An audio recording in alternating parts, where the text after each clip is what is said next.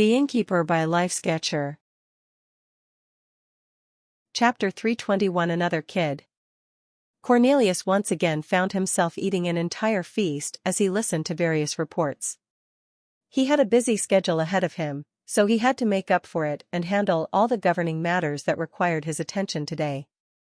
In his absence, he had others to keep things running, and he was slowly distributing these responsibilities to his sons and daughters, but in the end, some things could only be handled by him. A nervous-looking man entered the chamber and gave him an extremely deep bow, but before he could continue with any more formalities, Cornelius used his spirit sense to stop him. "Save the flourishing for public settings, it is not important. I was told you have some important matters to report to me.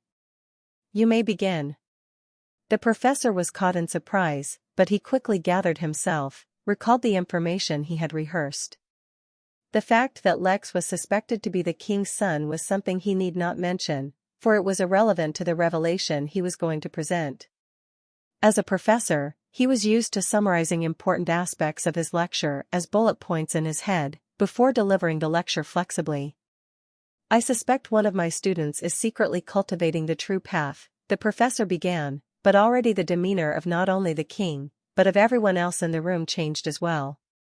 "His name is Lex, and after I began to suspect as such, I did a thorough background check on him as well as kept a close eye on his actions afterwards." "My background check only." "Wait," Cornelius said, interrupting him. "Assistant A, bring up a picture of the Lex you previously informed me of."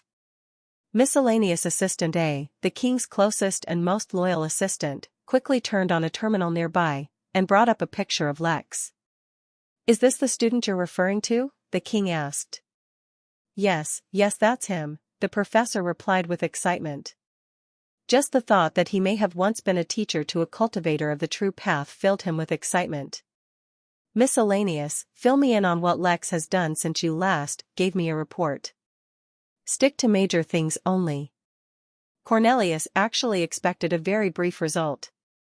He remembered that what he liked most about Lex was his extreme focus and dedication. It was the same mentality that got him to his position today, and it was the same mindset he tried to nurture in his kids. "Let me see." He broke through to the Foundation realm, as predicted, spent over a month training for the realm races with your daughter Quenhild, and successfully helped her become the first person to take control of a minor realm. It was reported he single-handedly defeated a craven in the Golden Core realm. During the fight, he is reported to have shown great resilience to spirit attacks, and a sturdy body. Autopsy of the craven after the fact revealed minimal to no physical damage other than the killing blow, leading to the suspicion he defeated the craven using spirit or soul attacks. Cornelius' hands paused halfway through cutting his steak. Just as he was about to comment, Miscellaneous continued with his report. Once he successfully gained experience in capturing a realm, he entered multiple other realms on his own and was able to take control of 2, or possibly more. This information was hidden from the Academy, and the only reason we know about it is because of the spy you placed in your wife Nora's estate. The professor paled, as he felt like he heard something he shouldn't have. The king though didn't care about his private life being revealed. In fact, it wasn't as if Nora herself did not know about the spies. The fact that she still revealed the information meant she wanted him to know. She was clever like that. She never outright asked people for what she wanted, but manipulated events to make certain things happen. Well, for better or for worse, she had attracted his attention. "You have done well," the king said, looking at the professor. "You deserve a reward. Tidy up your affairs at the Academy and report back here tomorrow. I'll have an immortal be your teacher for a year." Before the professor could even begin to process what he heard, and his elation began to show, the king disappeared. Upon hearing the familiar ting of the system, Lex checked to see a new notification. Quest complete. Midnight Tavern being established. Host authority sufficient for manual setup. Would you like to manually set up the Midnight Tavern? Y/N. Please note, manually accepting the Midnight Tavern will cost an extra 5 million MP. Lex didn't even hesitate to select yes. He already had an image in his mind of how he wanted to do things this time around, and for the Midnight Tavern, he planned on doing things differently than the Midnight Inn. A complete map of the entire crystal realm was projected into Lex's mind, alongside hundreds of thousands of undiscovered minor realms, as well as millions of discovered minor realms. As if that wasn't enough, he also received a lot of information about each and every region of the crystal realm that he would focus on. If he wasn't in a time crunch, he would spend hours, maybe even days, agonizing over every detail. Unfortunately, time was the one thing he did not have. Mark all the areas on the map, controlled by Craven, as black, Lex said to Mary. A very massive chunk of the map turned black, nearly 8% of the entire realm. When considering that the total amount of land controlled by the 7 races combined didn't even cover 40% of the realm, that 8% seemed massive. Now mark all the regions with ongoing wars and conflicts as red. Mark all neutral zones as yellow. Mark all areas where are at least basic laws enforced as brown. Mark all areas where all races are freely allowed to enter as green. Different colors filled the map as he looked over it. The best-case scenario was a place that had all the colors representing aspects he liked, while being far away from black and red. Still, there were too many options. Mark's areas with low supervision as silver.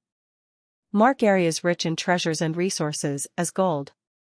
Mark areas with a high concentration of travelers as blue. The map was still vast, but suddenly, one area stood out to him as was colorful enough to be a rainbow. It was rich in resources, was in neutral lands, had a high concentration of travelers and, most importantly, it was far away from any major conflict, so Lex didn't need to worry about war disrupting his plans anytime soon.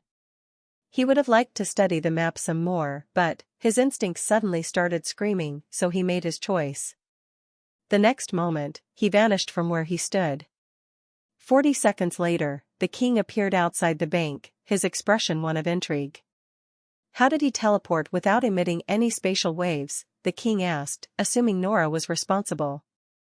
How am I supposed to know? Shouldn't you be the one keeping an eye on your kids? I already have my hands full taking care of one of yours. How can you call that taking care of? From what I understand, you see her maybe once a year. Cornelius had originally come, not for Lex, but for whatever cultivation technique he cultivated. His own personal one was too difficult for most people, but if more and more cultivation techniques for the true path could be discovered, slowly the nation would have more true cultivators. But since Lex was gone, quite mysteriously at that, he turned his mind to other things. Namely, Nora. He had been so irritated by her behavior that he completely forgot that she was actually quite beautiful. Suddenly, he felt like giving her another kid. On the side, Quenhild was frozen still. Literally. Nora was using her spiritual sense to freeze Quenhild because she had no idea what this daughter of hers would say to her father, and she just couldn't handle the embarrassment if something went wrong. After all, she had worked hard to build her reputation. In the bustling town of Babylon, 2 streets away from the busy dock, on Baker Street, a 3-story building stood empty. It was a wooden building, with age and history embedded in every board and plank. But as it often was, when things were described as aged, they were often just run down. Yet beneath its shabby exterior, was a building with a strong foundation, that had stood for as long as the town had existed. However, on this busy street, full of wealthy traders, skilled workers, soldiers, sailors, and vagabonds, no one cared for history, age, or nostalgia. This was a center of commerce, and as such, the people longed for something new, something bold, something adventurous, something that would add to the charm of the town. That something, or rather, someone, stepped out of the wooden building and took a deep breath of the salty sea air. With a grin on his face, Lex turned back in. It was time to renovate. Chapter 322. Welcome to the tavern. Stepping into the building he now owned, Lex ran his hand across the wooden bar, feeling the subtle, weathered grooves. He didn't mind the dust that gathered on his fingers, as his focus was only on absorbing the feel of this building. Before the system gave Lex the ownership of this building, it had belonged to a once wealthy family. Due to a series of unfortunate events, as well as poor management, the family had fallen on tough times. They didn't have the money to repair what was now the tavern building, yet at the same time, they were too greedy to sell it to anyone else at a cheap price. The extra 5 million MP Lex actually spent was converted by the system into local currency to pay off the owners more than 100 times what the building was actually worth. A condition of the payment was that they would never mention it to anyone, or come back to give Lex any problems. Regardless, Lex was now legally the owner of this building. Furthermore, this property had integrated itself with the system. But, since the tavern was in the middle of a town, and not in its own realm like the Midnight Inn, Lex had an entirely different idea of how to run it. Most of the time, for the day-to-day clients, it would be nothing more than an ordinary tavern. Yet for some people, Lex chuckled. He opened the system interface and allowed himself to get familiar with the layout of the building. The entrance of the building had a small porch with enough space for 4 or 5 people to sit in chairs without blocking the door. After the porch was a tiny patch of lawn which, currently, was nothing more than a collection of weeds and overgrown bushes.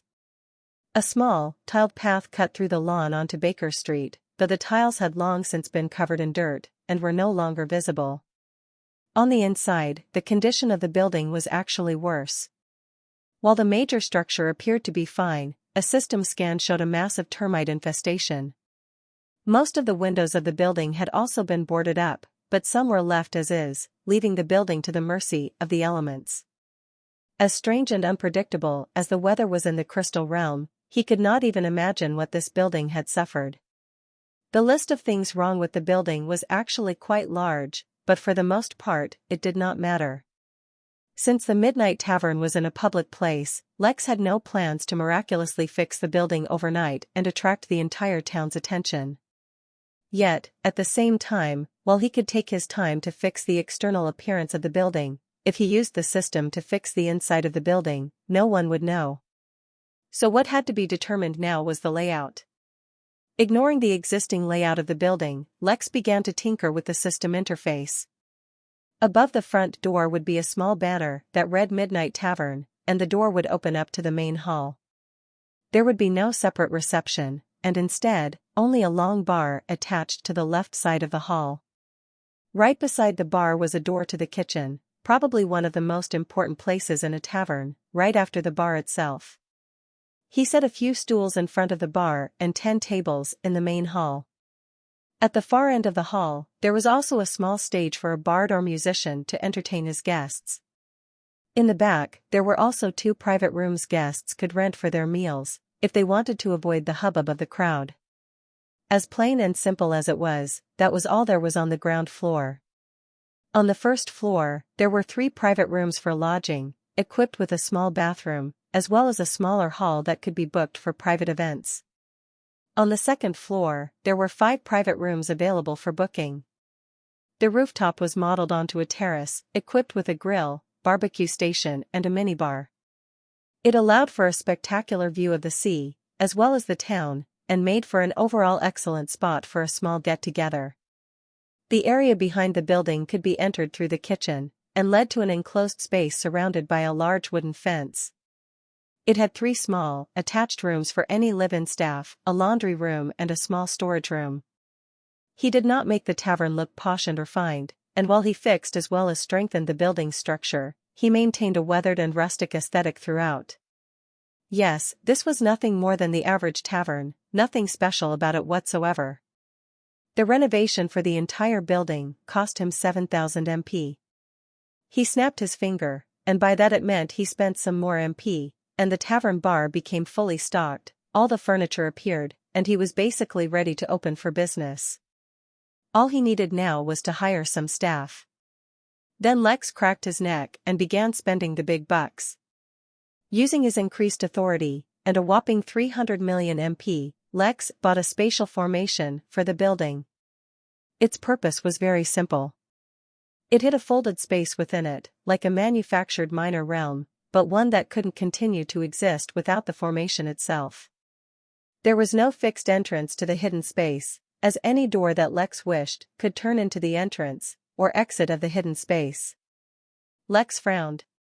He couldn't keep calling it the hidden space, so he decided to call it the backyard. Yes, it was the tavern's backyard. The backyard wasn't big, only about 4 acres of land, but it was completely bare. Lex had to add everything, from the dirt to the grass, to the air. He fixed the light so that it seemed like it was always early morning, and the air was fresh and crisp, like a breeze blowing from a snow-capped mountain. This is where the selected guests of the tavern would be allowed to enter and receive all their services. He couldn't wait, he thought of.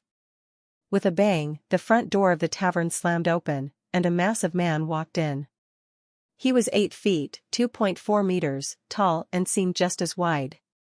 His grisly face was furnished with an ugly scowl, though Lex found it hard to focus on the man's face when his entire body was covered in blood.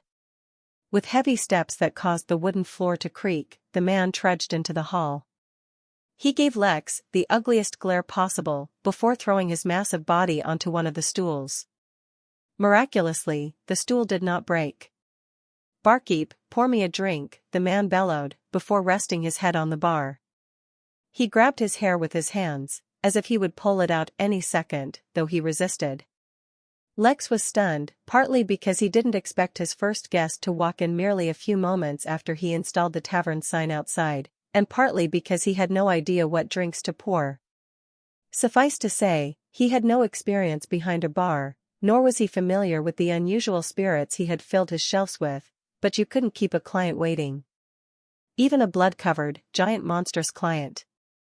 He hopped behind the bar, grabbed a green-colored bottle that looked like something out of a pirate movie, and poured from it into a random glass. These were drinks he'd never even heard of back on Earth, so he had no idea what the proportions should be, but he guessed he would find out.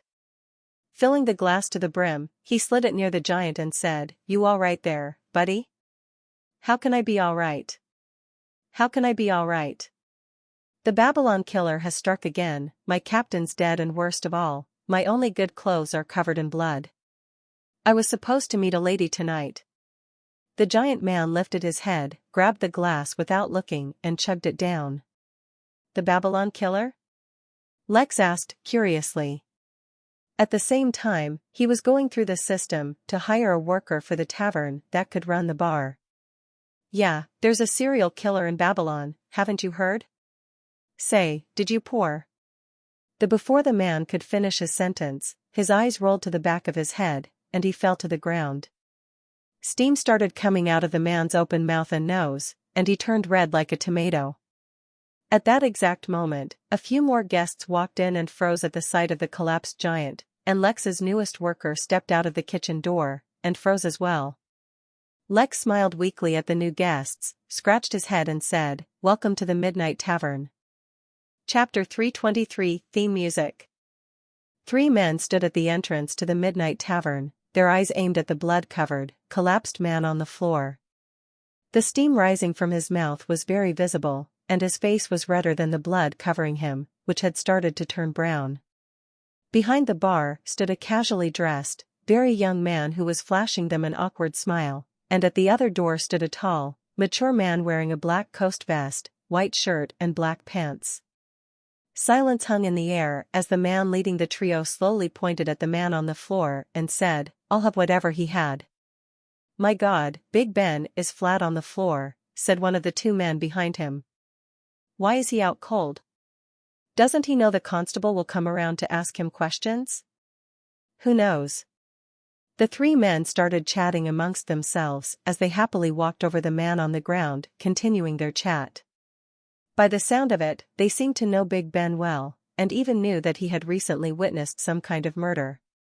Compared to how distraught Big Ben had been, they were completely nonchalant.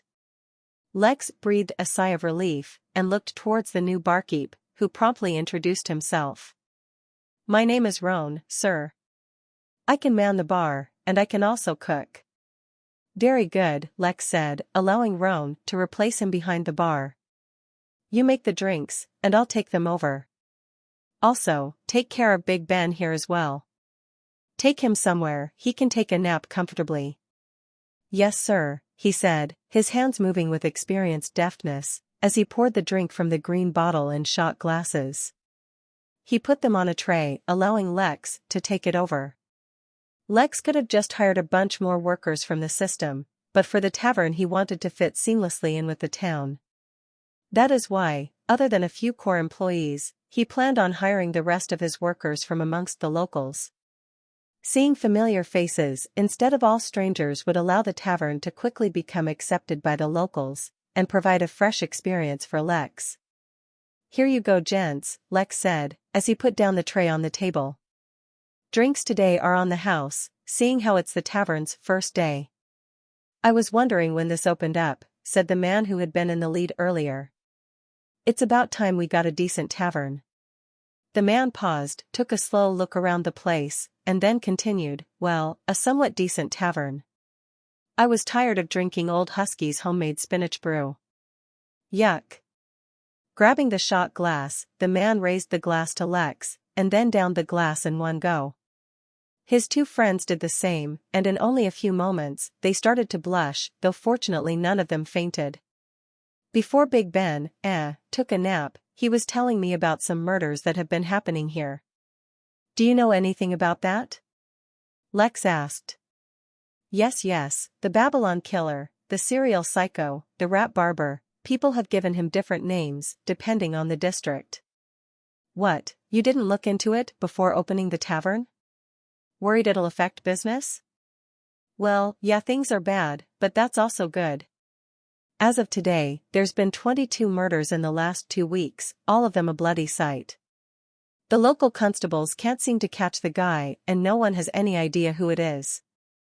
Things are getting worse, but that's good, because the local lord is bound to take notice if it starts affecting his profits. When the lord finally gets here, everything will get better. Until then, just keep on going, and pray that if the psycho is gonna strike again, he'll strike you, because at least that way you don't need to listen to Batty Marge's ramblings." The man's two friends cheered and laughed, before they all started rambling about this Bat Marge. Lex went back to the bar and waited for Roan to return from putting Big Ben away. His mind had been focused towards developing the tavern's backyard, but it seemed his first priority needed to be protection. After all, the town apparently had a serial killer on the loose. But he wasn't totally without protection.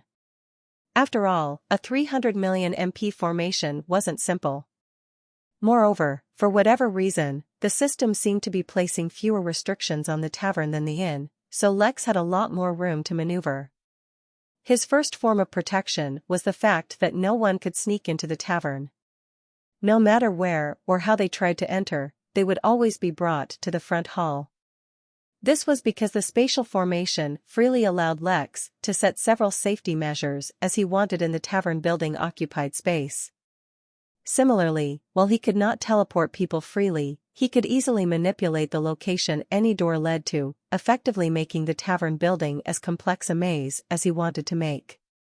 But, for troublemakers who come barging in the front door, this was no obstacle. Unfortunately, the system still did not provide him with any formations with any offensive capabilities, but he could set up a formation to trap people, and then just keep them as prisoners indefinitely. This wasn't a perfect solution, but it was good enough for now. The best part was, once the second formation trapped someone, Lex could treat that trapped area as a room, and use the spatial formation to move it around. Yes, this would work out nicely. After all, Lex wasn't a fighter, he was a billionaire innkeeper, he had other ways to handle troublemakers. The trapping formation, due to its simple requirements, was only 1 million MP for one of its best versions. He doubted anyone could break out of it. By the time he was done with that, Roan came back after putting Big Ben in a bed in one of the rooms. "Will he be okay?" Lex asked, with a hint of guilt. "Yes, the jade heart ferment that you gave him is a very potent, but safe spirit. It's a little hard for most people to tolerate normally, since it burns impurities and diseases in one's body. When he wakes up, he'll be the healthiest he's been in a long time." That's good, that's good. By the way, for today, the drinks are free. But, starting tomorrow, make sure the guest knows how much each drink is worth when they order it. The drinks that had been stocked in his bar were not random drinks. The same way the Midnight Inn was connected to all the planets Lex anchored to it, the Midnight Tavern was connected to the Crystal Realm.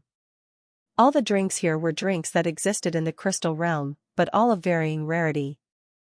These were still relatively cheap ones, but from the system interface Lex could stock his bar with extremely precious drinks. In fact, there were a few drinks that cost energy as well as MP. Lex was truly curious what they were like, but now was not the time to be wasteful. Other than Roan, he needed one more worker who would maintain the place.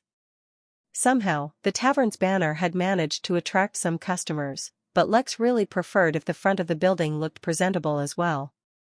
Since he didn't want to use the system interface for that, his next worker would have to be skilled in these things. Lex started entering his requirements into the system. Gamer's Den, Midnight Inn. Z was pacing around the busy store, waiting. He didn't need to manage all the guests because, under Lex's instructions, Mary had hired more workers for the den, allowing Z to become the manager. A result of that change in position was naturally a raise in salary. A raise in salary meant Z could easily get whatever he wanted. But after a while, he ran out of things to buy. So he stopped thinking about it. Moreover, since the invasion of the rascals, Z had been feeling down, though he never let anyone know. He had been trying to figure out why he hadn't been able to overcome the difficult ordeal, like all the anime main characters he'd seen. After all, Z had all the things they had. From spiky hair, to the power of friendship, to a training montage that he made in his free time, to even a speaker for combat music. So what was missing? How could he fail? Then, one day, the answer came to him. He'd been using generic music. All the heroes had their own, dedicated theme music, but Z had been using random stuff he found online. What he needed was his own theme music, and he couldn't be limited in that either. He needed his signature music for when he was stoic, when he was pumped, when he was fighting, and especially when he needed to overcome his limits, and let the power of friendship make him stronger, leaving his enemies saying nanny? So, using favors with friends, he managed to make it the inn. He hired the best composer he could find. The next moment, the door to the gamer's den opened and a figure walked in. At first, Z could only see his silhouette, due to the bright light coming in from outside, but as the man stepped in, Z felt relief flood him. Mr. Hans Simmers, I'm so glad you could make it. Chapter 324 Hot Tub. Lex's second worker for the tavern had to be good at repair work, carpentry, have modicum expertise at gardening, and should have some knowledge of various fields. He entered all the relevant information and summoned his latest worker.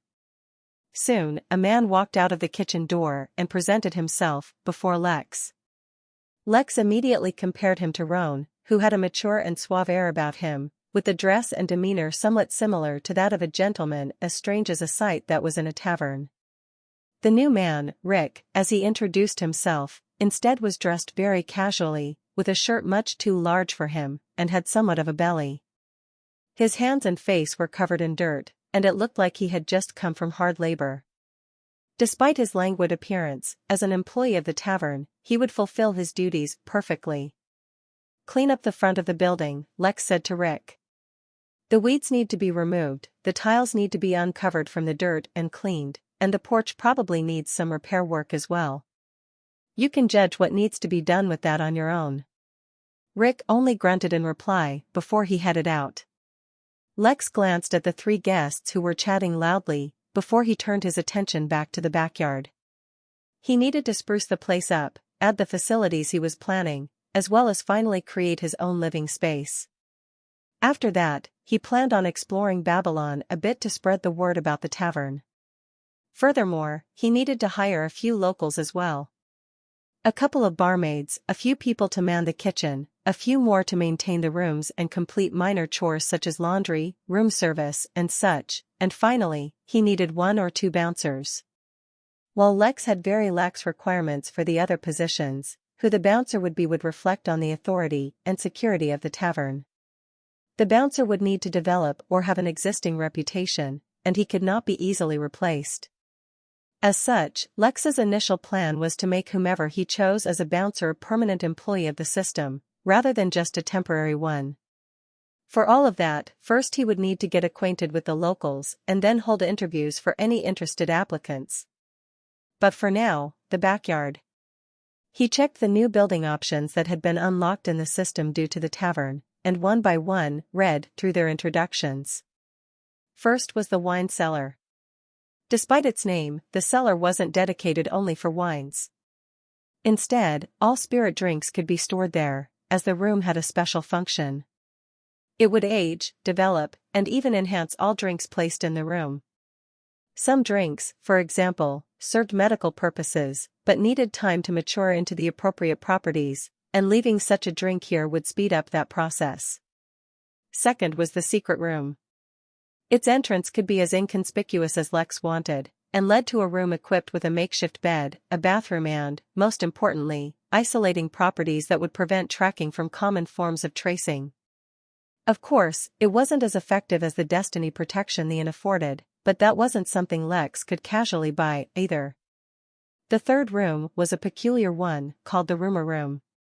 Any rumors circulating in the vicinity of the tavern that were repeated with great frequency would automatically be listed there. There was no indication of the veracity of the rumors, or how they originated. Lex felt that one was for him, mostly. After all, in many novels he'd read, people came to the barkeep to hear the latest news. Lastly, there was the hot tub room. The hot tub was not massive, as he could have expected, and instead could at most comfortably accommodate 6 people. It did, however, come with various benefits. The hot tub served as a disinfectant, but it was not just germs or disease it was ridding you of, but any unnatural entity latched onto your body. This included but was not limited to minor curses, minor to mediocre poisons, most tracking techniques, artificially inflicted bad luck, etc. It also served to relax the user's mental state in case they were inordinately stressed and help the body recover in case of unusual exertion. Without hesitation, Lex added all these rooms to the backyard, except the security room, which he created an entrance for right behind the bar. Moreover, he also added a meditation room, recovery pod, and a training room. Each room was separate, and unlike the wooden exterior of the tavern, were built from the most exquisite marble. He created one more room, of a similar design to the hot tub room, but changed the size of the hot tub to only accommodate 1 person. Then, in a small cage at the bottom of the hot tub, inserted the green pebble that produced the magical water. He still did not fully understand the pebble, and so currently did not plan on letting this room become open to the public. For the time being, only Lex would use the room. After all, he did not know if the water produced by the pebble was limited. Next, he turned his attention to the wine cellar. Much in the way that the gift shop had its selection of items Lex could buy, the wine cellar had a selection of drinks on its own. But, unlike the gift shop, the selection for the wine cellar was massive. He suspected it had to do with his increased authority. The drinks started all the way from 1 MP, and went well into tens of millions of MP. He strongly suspected that the most expensive drinks were meant only for immortals. He would study the list in detail at a later date, but for now, he bought a dozen drinks in the 100 to 10,000 MP range. Each drink, other than just its name, gave a small description of their effects. These dozen drinks that Lex bought all helped solidify and speed up the cultivation for those in the Foundation realm. He was biased to his needs. Who could fault him? In the spirit of celebrating his new tavern, and the satisfaction of being able to use his system again, he bought a single bottle of wine for 1 million MP. Although he could afford to splurge, there were other things he had in mind for that. "Hey Mary, now that I have a tavern, as well as a private space, can I just use a spirit energy formation to gather the energy the system requires?" Yes, it's completely possible. But to have any significant effect on your energy accumulation, you would need a formation designed for immortals. To purchase such a formation, you would need to spend 20% energy as well as 5 billion MP. Lex paused, as looked towards his MP. Currently he had 2.2 billion MP. In fact, considering how long Lady Cosmos had been going on, he should have had a lot more. But despite his best efforts, he ran out of spiritual food to serve his guests. While his increased authority allowed him to directly buy spiritual food, it was expensive, which meant he was selling it at a loss, since he didn't want to randomly increase the food price.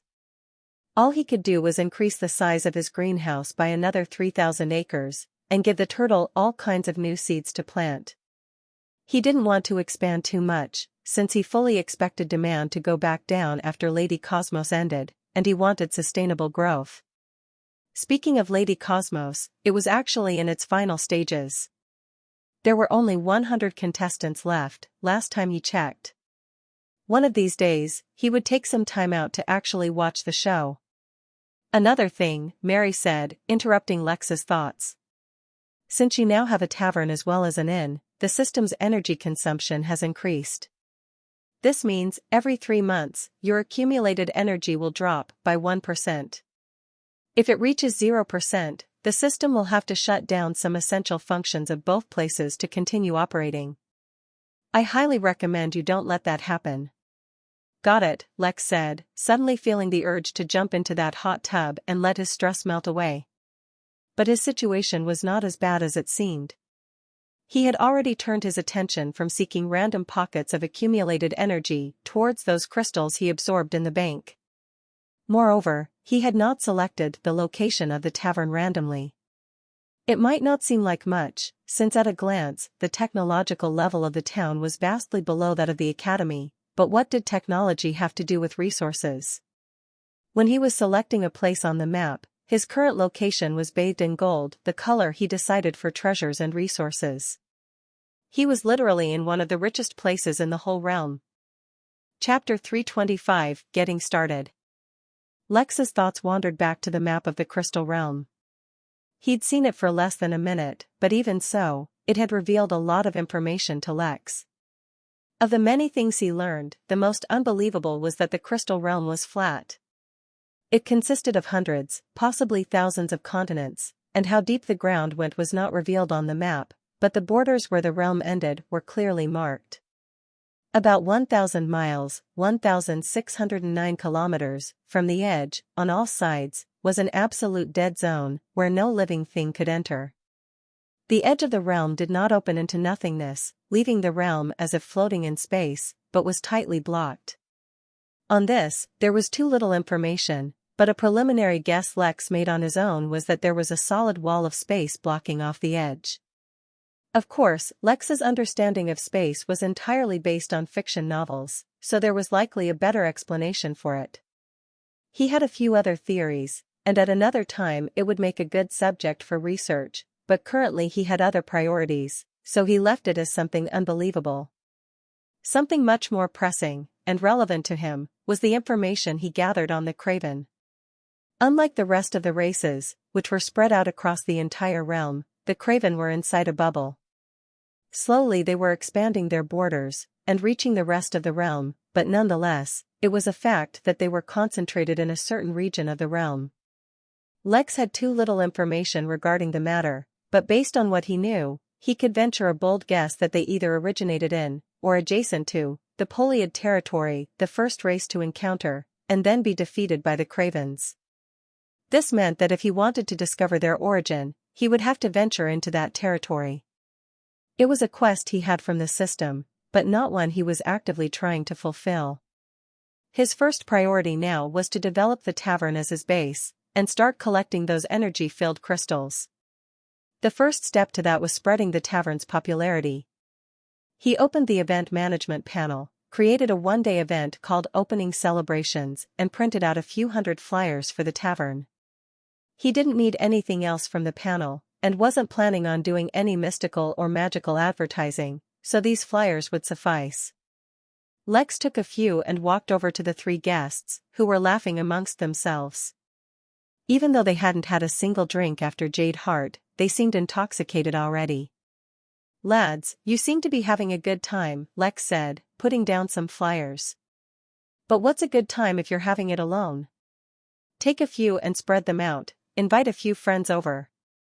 Remember, drinks are free only today. Ha ha ha, if you think you'll have any drinks left for tomorrow after offering them free today, then you're dreaming. Don't worry, I'll spread the word. Just after one more drink." The way the man insisted on just one more drink, Lex gave up any hope of the man getting anywhere. Lex returned to Roan and instructed him to make sure no more incidents like Big Ben happened, before stepping out of the tavern, flyers in hand. Baker Street, where the tavern was located, was an extremely busy street. Buildings lined both sides, filled with various shops and offices, and the wide road was filled with bustling crowds. The crowds were not just limited to humans either, as just from his doorstep Lex could see some sentinels, with bodies seemingly made of metallic skeletal frames held together not by joints, but some strange visible gas. Once or twice, he saw some kind of plant walking around, and rightfully assumed that they were the bodies some Trollops were using. To this day, Lex still did not know what their actual bodies looked like. There were a few other, less common races as well, such as fairies, but the most common other than humans were the Varn. The Varn had two forms, their common form in which they walked on all four legs, their scales covered their body with a smooth flow, and other than their relatively sharp claws and fangs, they did not look too scary.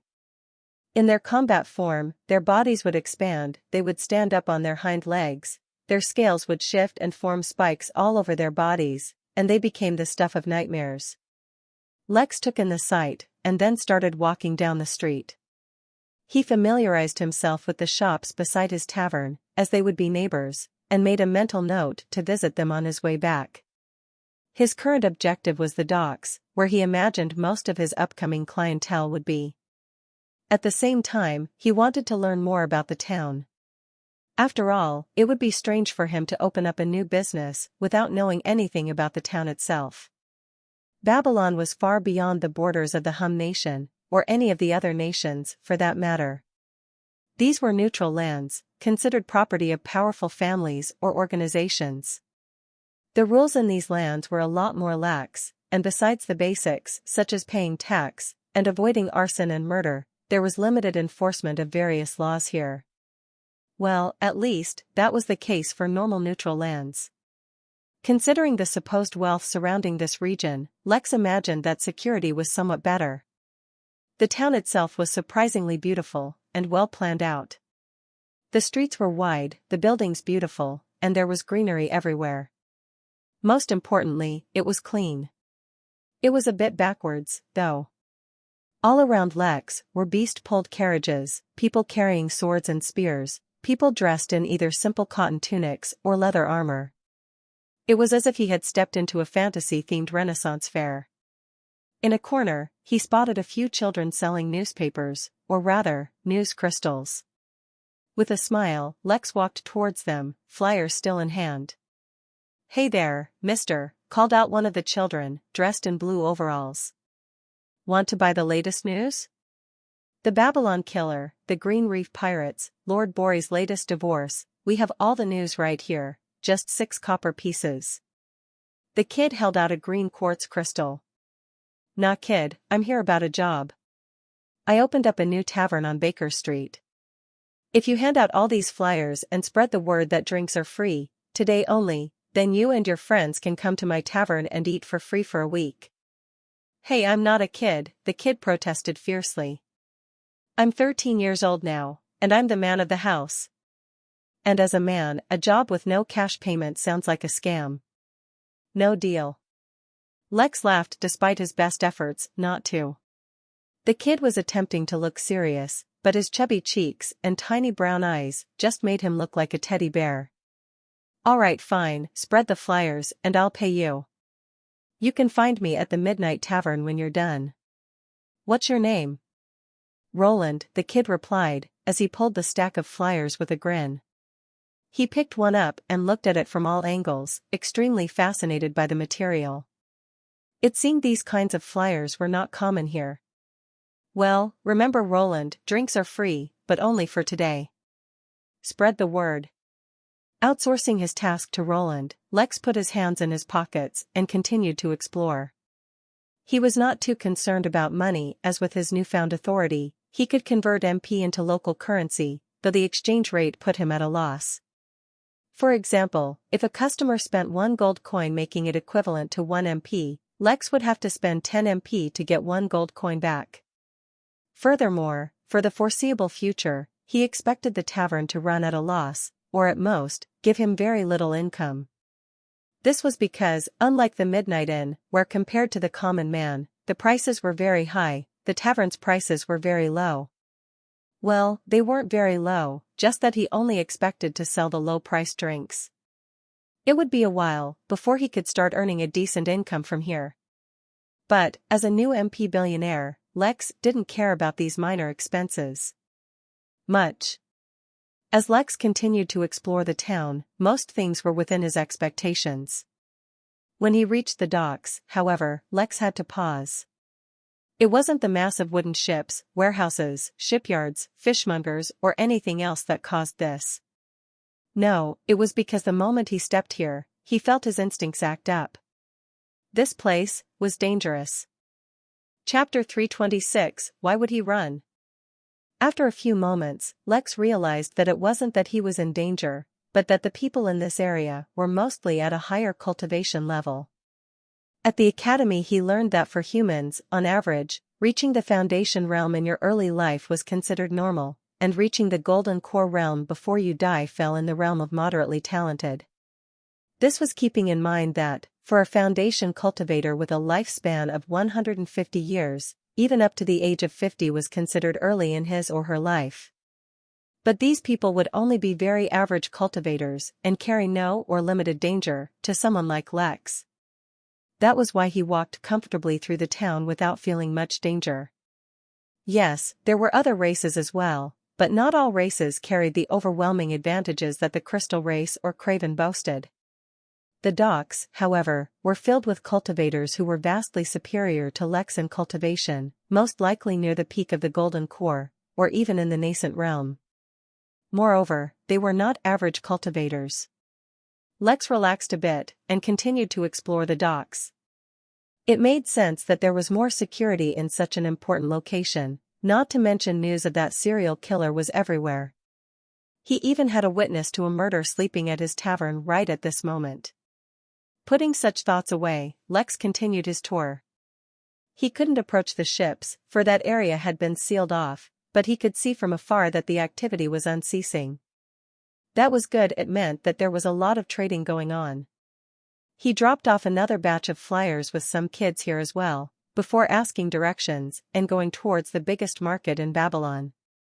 The market, found on Edmonton Square, once again exceeded Lex's expectations.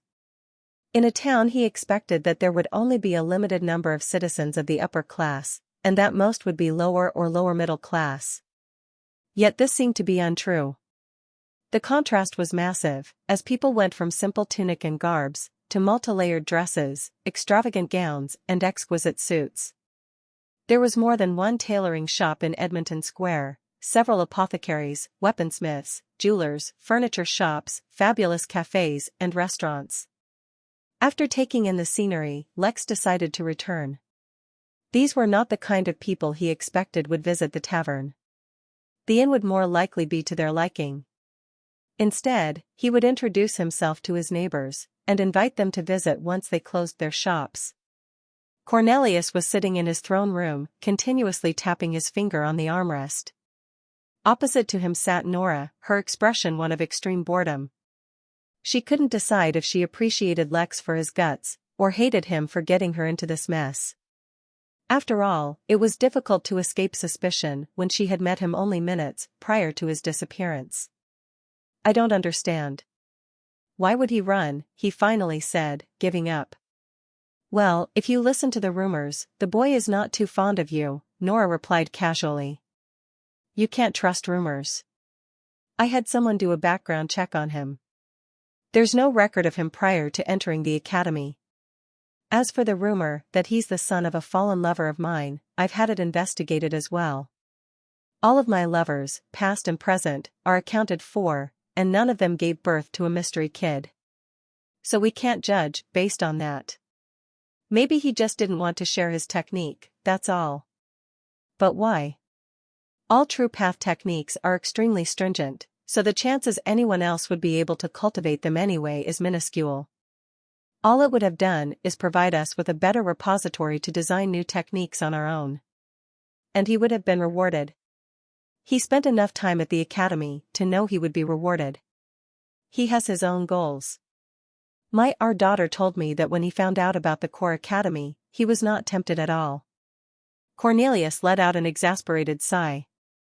Kids could be so frustrating. And he was just beginning to like Lex, too. Well, no matter. On to the next topic. I heard you're getting the crystal race to design Quenhild a new cultivation technique. Yeah. She made it really easy.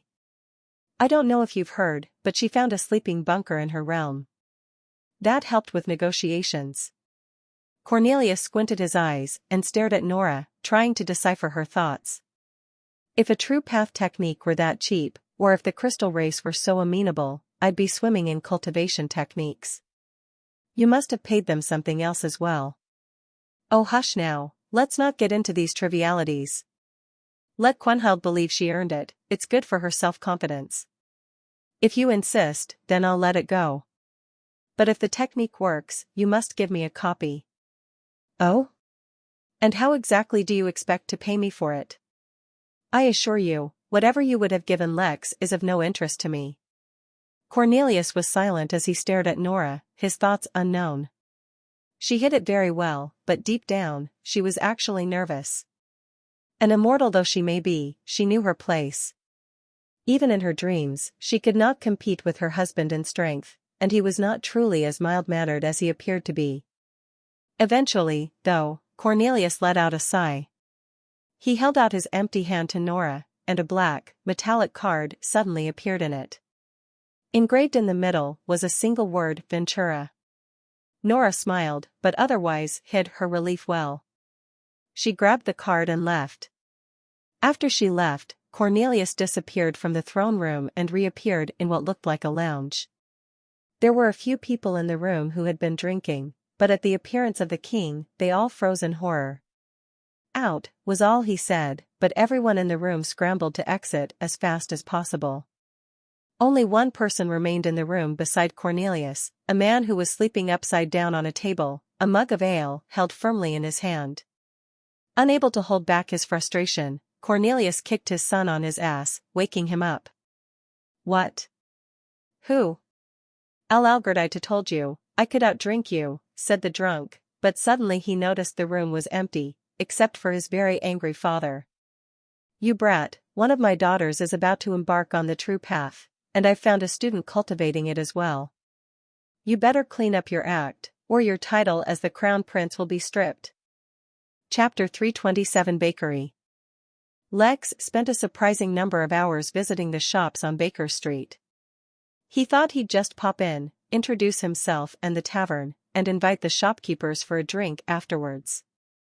But most shopkeepers started to chat with him, often exclaiming he was so young to be able to open up a tavern.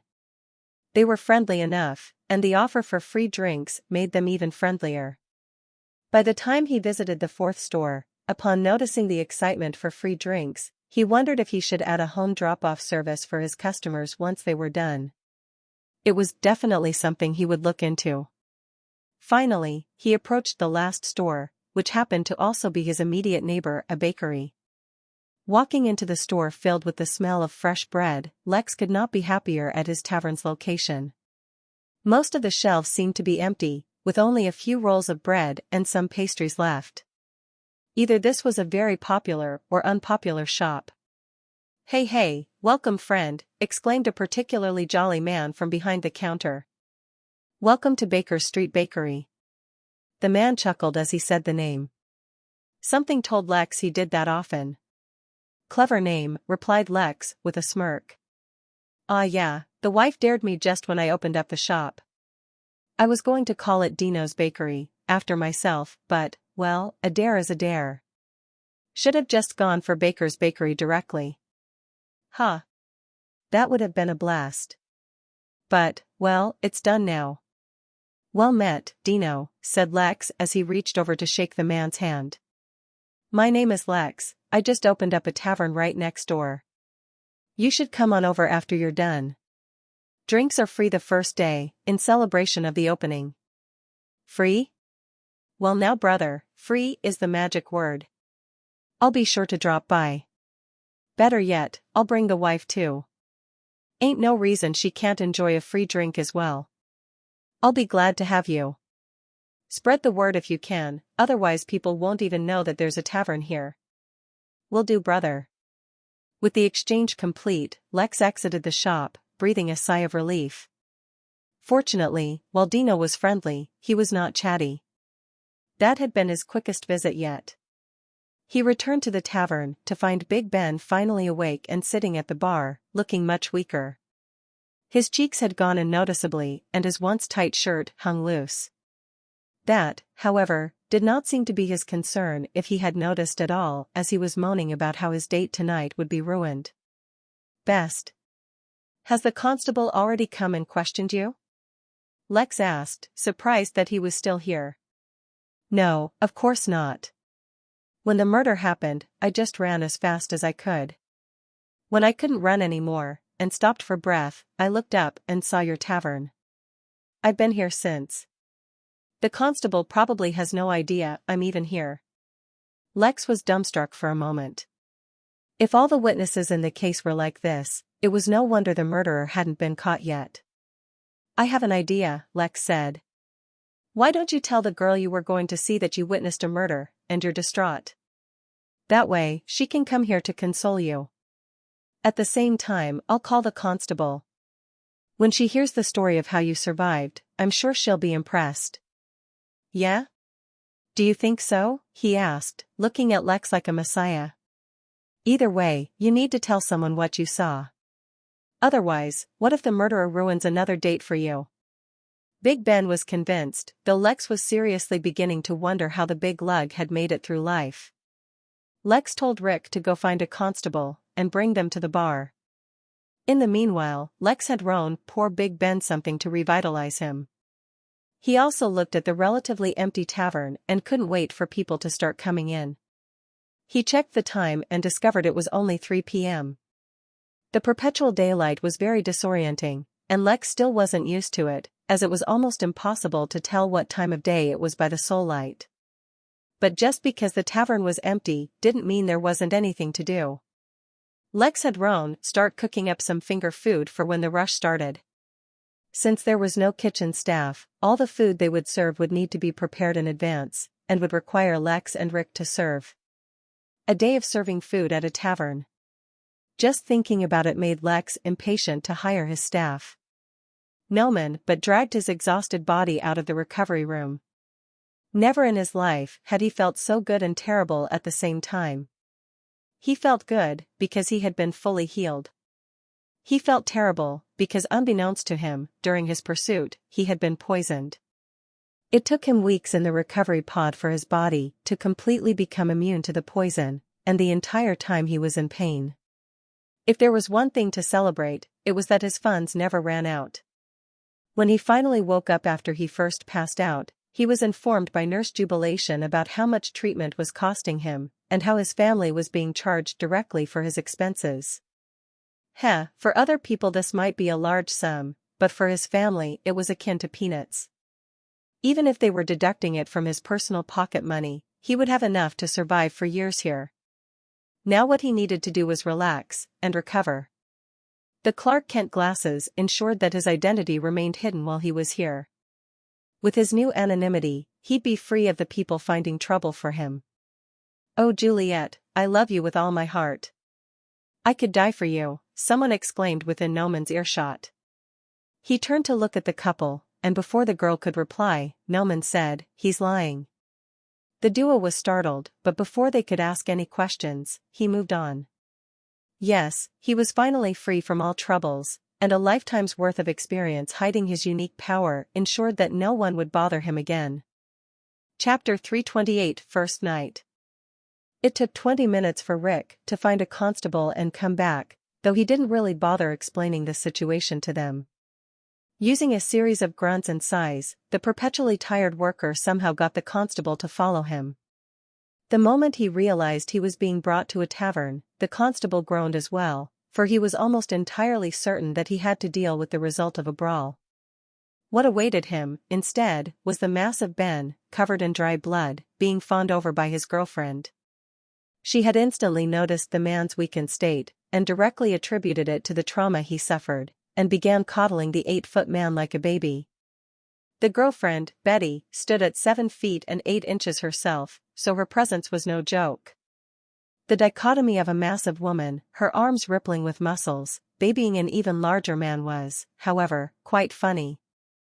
Despite Ben's best efforts to be interrogated right in the tavern, the constable who happened to know the couple eventually convinced them to follow him back to the constable's office. The tavern was pretty quiet after that, until at exactly 5:30 p.m., when Roland entered the midnight tavern, followed closely by a group of other kids. Considering their job, they were relatively well dressed, with no obvious tears or holes in their clothes, and even they themselves were clean enough to tell they had showered sometime within the last few days. Perhaps it was just a stereotype that kids doing jobs in small towns such as this were all homeless orphans. Maybe they were just doing extra work to help around the house. We successfully passed out all the flyers you gave us, specifically, 712 of them, each to a separate individual. At 10 flyers per copper coin, that's 71 coppers. Lex smiled at the kids and asked, "Are you sure you wouldn't rather just eat here for a week? Money is money, man, don't renege on our deal. You can't bully us, just because we're young entrepreneurs." All the kids behind Roland firmly nodded their heads, looking at Lex fiercely. "Best." Lex chuckled and pulled out a silver coin, worth 100 copper coins, and handed it to Roland. "Well, good job. Here, you can keep the change. I'll keep an eye out, and if I get a lot of customers who got your flyers, I'll contact you again." Roland's eyes shone as he grabbed the coin, but he managed to keep his voice steady. "It was a pleasure doing business with you. Why don't you and your friends grab a table? Since stuff's free the first day, let me treat you to something." We're kids, no I mean, young entrepreneurs," he said, hesitantly. "Don't worry, I'll only serve you tea. It'll be good for you." The kids exchanged a few looks and in the end decided that it would be in poor business spirit to turn down the irresistible offer of free. Lex had a few plates of French fries, along with sweet iced tea sent over in mugs for the kids. Unlike the sugar water that was iced tea back on Earth, this one was made using the leaves of a spirit plant. Not only would it be refreshing, it would nourish their bodies and heal any injuries they have. It was a tea with very mild effects, perfect for non-cultivators. The entry of Roland seemed to be some kind of trigger, as after the kids sat down, small groups started pouring in. Many of them were holding the flyers that had been passed out, but even more of them came asking about the free drinks. This is when Lex turned on his charm. With a grin on his face that made it seem like he was having the most fun in the world, and a tray in his hand that was never empty of drinks, Lex began welcoming all his guests. First, it was only a few, but quickly, the tavern started to fill up with sailors and workers who'd gotten free from work. As soon as a crowd started to develop, Lex took the sitting kids to one of the private rooms, and allowed them to finish up their snacks at their own pace. But with that, he returned to the main hall, and began serving everyone who dared enter the crowded room. By 7 p.m., there was no longer any room in the tavern hall, and Lex began to carry drinks outside so that guests could at least get something to drink even if they didn't stay. He knew that most of the people who came today wouldn't end up becoming regular customers, but at least this way his tavern would become the talk of the town overnight. He also made sure to pay special attention in case anyone became rowdy. Brawls and tavern fights were a common occurrence, or so he assumed, but Lex had no intentions of tolerating fights in his establishment. Lex saw hundreds of different faces, and people came and went faster than he could keep track. It was only due to the system that he was able to monitor the situation. By 8 p.m., he had served so many people that even his guests were amazed, and someone by the name of Dirty Rye started a bet for what time the tavern would run out of drinks. One of the sailors brought out a harmonica and took to the stage while another two started dancing. One man, a hauler at the docks, tried to sing along to the tune, but he was so bad that he was quickly pulled down from stage, accompanied by uproarious laughter. Dino the baker dropped by along with his wife, a plump woman who worked as a school teacher. she knew half the crowd in the tavern by name, and the other half by their kids' names. After cracking a few jokes, the couple gave Lex a welcome basket full of fresh muffins as a welcome to the street before leaving. By 9 p.m., the tavern was booming with jovial energy and laughter. At 9:01 p.m. there was pin-drop silence, as a carriage arrived in front of the tavern, its presence announced by a trumpet that cut through the noise and froze everyone in their seats. Chapter 329, Getting Married. The opal-white carriage, pulled by a single brown feathered fantasy lion, stopped directly in front of the tavern. The driver disembarked from the carriage in proper form and stepped in front of the door and opened it. During this entire process, he neither looked at the venue nor deigned to study the surrounding crowd. His gaze was strictly focused only on the ground. From the carriage stepped forth a handsome young man, his fair skin dazzling under the night-time soul light. He had a soft smile on his face, as if he was enjoying life, and eyes full of curiosity. "My ship just arrived at the dock and I heard say that someone was giving out free drinks," the man said softly, as if to explain his arrival. Yet no one said or did everything, and all eyes were still stuck on him. The man let out a defeated sigh, and shook his head, as if he was all too familiar with such a scene. "I told you to let me walk here and blend in. Now look, you've caused a scene." "It is their honor to be in your presence," responded someone from the carriage, his visage strangely hidden from view. "If you are dissatisfied with the reaction, then get back in the carriage and let's leave. These people will not be comfortable with a lord among them." The young man passed his gaze over the crowd one more time, as if confirming the other man's statement, and indeed everyone had frozen expressions, filled with panic and confusion. What he did not know was that the person accompanying him was secretly exposing everyone in the tavern to his aura. He was not suppressing anyone, as the signs of that would be easily identified, but just his aura of an immortal was enough to have the whole tavern in fear for days to come. The man's plan worked, almost. While everyone else was frozen, Lex took out a tray and put a mug and a glass on it. In the mug he poured the cheapest drink in his tavern, dim melon juice, and in the glass he poured the most expensive drink he had, sunset wine. Of course, it was only the most expensive drink, not including the ones in his wine cellar. Then, Lex picked up the tray and casually walked towards the carriage. In truth, it only seemed it was casual, and in actuality he was under a lot of pressure. But it was only because the immortal was not actually targeting him with the aura that Lex could even think, let alone move. After all, he'd already experienced how the coercion from the craven stopped even his thoughts, let alone actions. "Indeed, there are free drinks, though only for tonight," he said, and brought the tray before the man. "In celebration of the opening of my tavern." The man was first startled at Lex's demeanor, and then he grinned widely. Without saying a single word he grabbed the mug and chugged it down. He expected that he would have to force himself to drink, for he did not know what to expect from such a mediocre-level establishment. Yet whatever he drank was genuinely amazing, strengthening his resolve. In a brute-life fashion he allowed the drink to spill from the mug down his face, and once he was finished he wiped it clean with a sleeve. "Well, if it's a celebration, then we must also celebrate," the young man declared. "You can go on without me, because I for one cannot turn down my host's hospitality."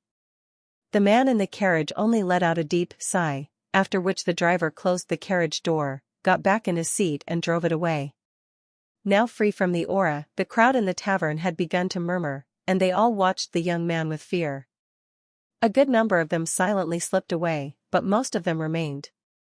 "The name is Farty," the young man said with excitement as he looked around the tavern. It was his first time in such a place. "What was that drink you poured?" "It was excellent. I dare say even my brother would like it." "Dim melon juice." "Technically speaking, it's just the juice of the dim melon fruit. It just so happens that the fruit is alcoholic in nature, so it needs no fermentation to be served." In the entire bar only Farty and Lex were talking and the rest were watching, at most whispering amongst themselves. The situation was not ideal, and Lex had only just begun to think of ways to dissolve the awkwardness when a familiar voice yelled across the street. "Barkeep, pour the drinks, I'm getting married." Before anyone could even wonder who had yelled, a shirtless giant burst in, holding a similarly giant woman in a dress. Big Ben and his fiancée were grinning ear to ear, and paid no heed to the unusual silence in the tavern. Before Lex could reply, Farty grabbed the tray from his hand and brought it to Big Ben. "Congratulations, brother," he said as he gave Big Ben a slap on his back. "Here, have this." Without thinking, Big Ben grabbed the drink, and before Lex could utter a warning, gulped it down in one go. That was for nascent realm cultivators and above," Lex said, awkwardly. "What?" Big Ben asked, unsure of what Lex meant. The next moment his eyes rolled up, and he fell back on the floor, unconscious. The tavern burst into laughter, Ben's fiancée included. Before the situation could change again, Lex quickly started passing out drinks again while Rick carried Ben to a room once again.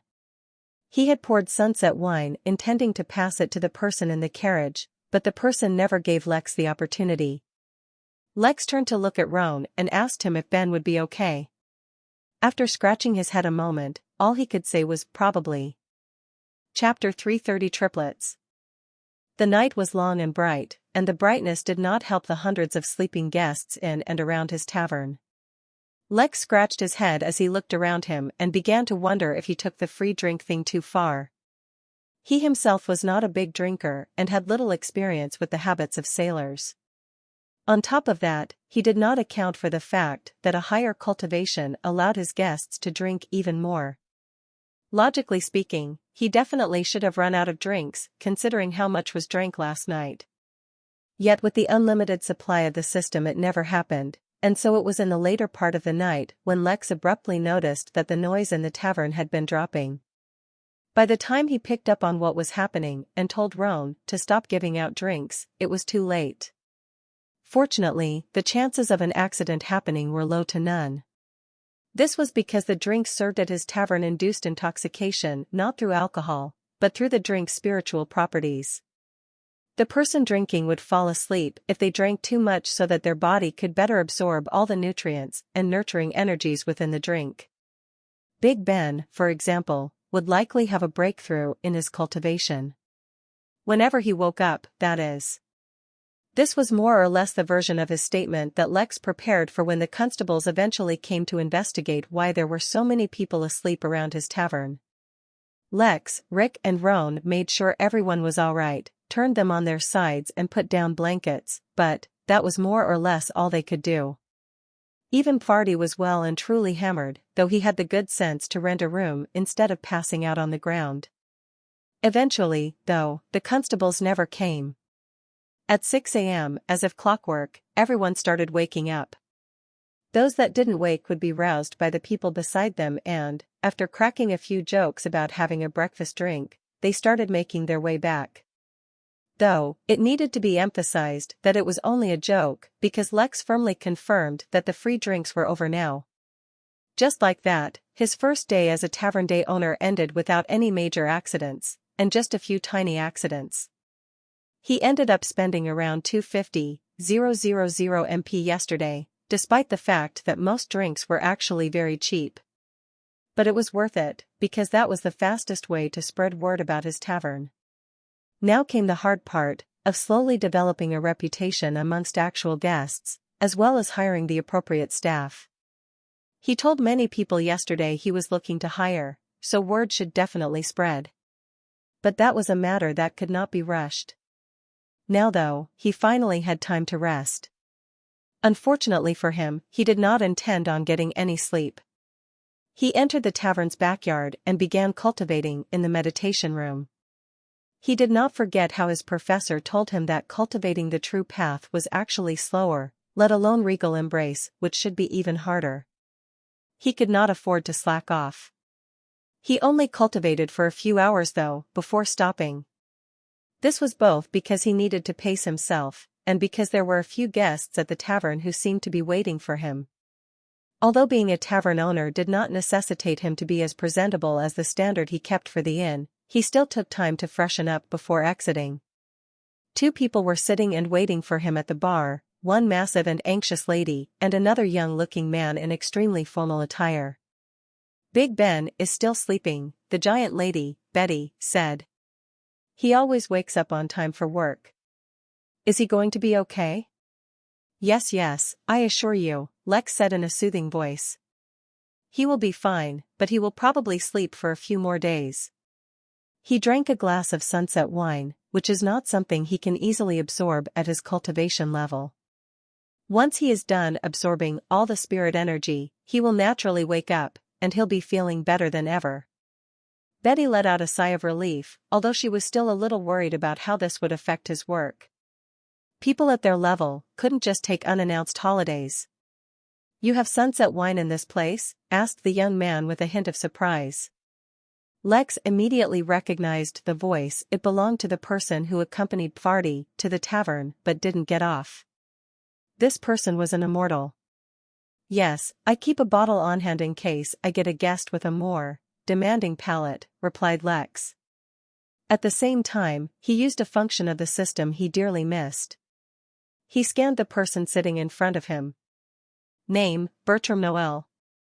Age, 876. Sex, male. Cultivation details, Earth immortal.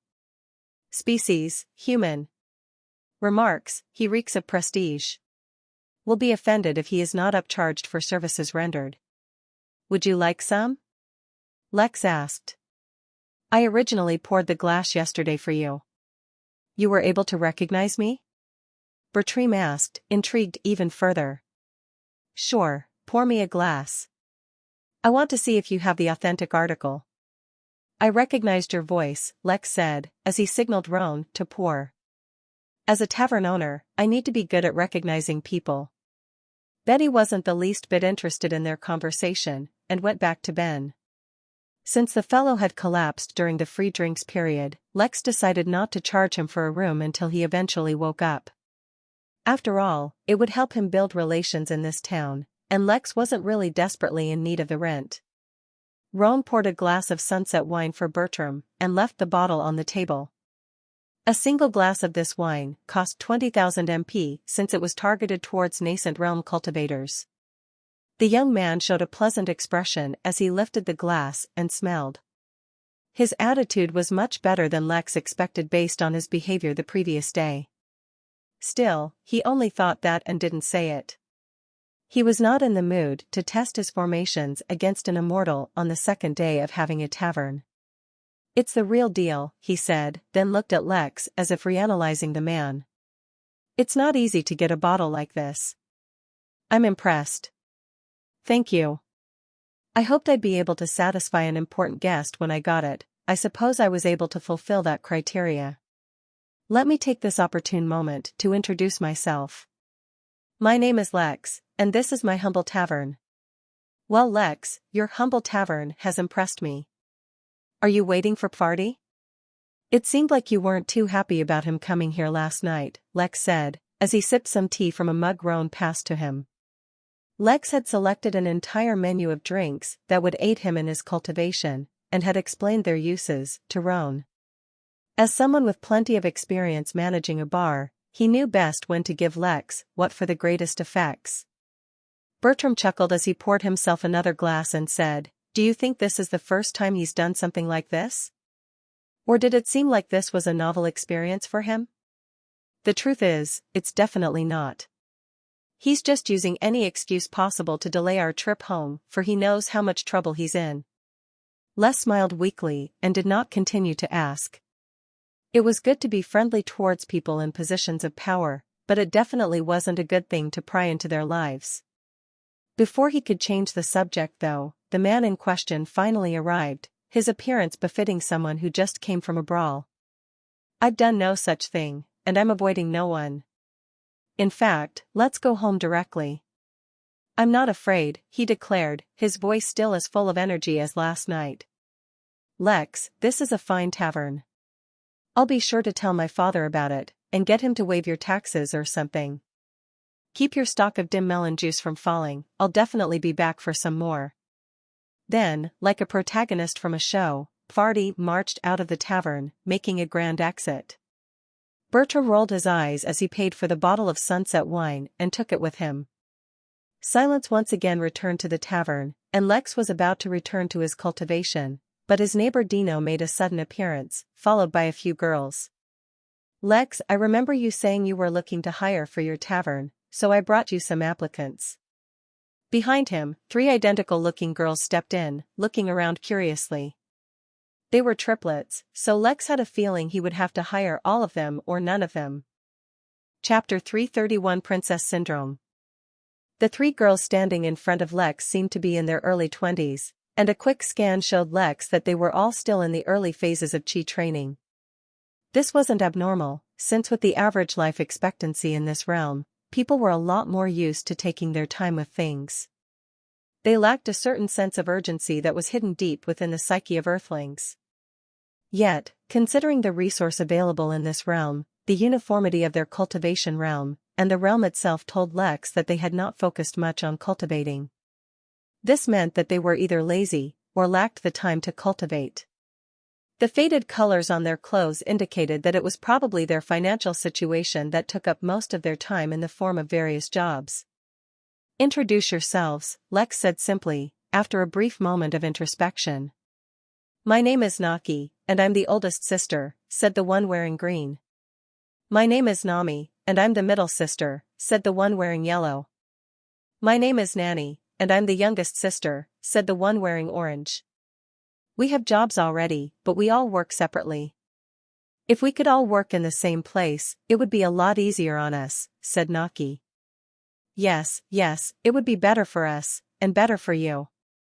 "We're hard workers, and everyone loves us," said Nami. Naki works as a floor worker in a grocery store, Nami works at a laundry service for rich people, and I work in a kitchen in a restaurant, helping the chefs, said Nanny. The 3 girls radiated a vibrant and positive energy, and Lex had no issues hiring them, but he would first have to test their capabilities and decide what position they'd be good for. "Your jobs sound good, are you sure you want to change them? The crowd at a tavern can be rough, and the work can be rougher. Of course, you won't need to worry about your safety, as I will make sure to take care of all my workers, but it still won't be easy." "Yes, we're not shy," the 3 sisters answered at the same time. "We have 9 brothers, so we grew up around boys, we know how to take care of ourselves." 9 brothers? Lex prayed for their mother's good health and didn't let his thoughts dwell on the subject. "There's a few positions open. First, I need a few cooks and I also need barmaids. Rick handles the cleaning for now, so I'm not worried about anything else, but whoever takes up the position will have long hours. Moreover, I need someone for housekeeping as well." "Which of those jobs are you interested in?" "I have to let you know that I'll have to see how you perform in that position before I hire you." All 3 sisters wanted to be housekeepers, but Lex didn't need that many. So they opted for a few different positions, but the premise was that they have the same work hours. Otherwise, there was no point in them changing their jobs. Lex told them he'd make a decision after he saw them work, and instructed Rick to show them around and tell them where they'd be working. Dino, who had been standing silently on the side till now, finally stepped up and said, "I heard your tavern was visited by the Noel brothers last night.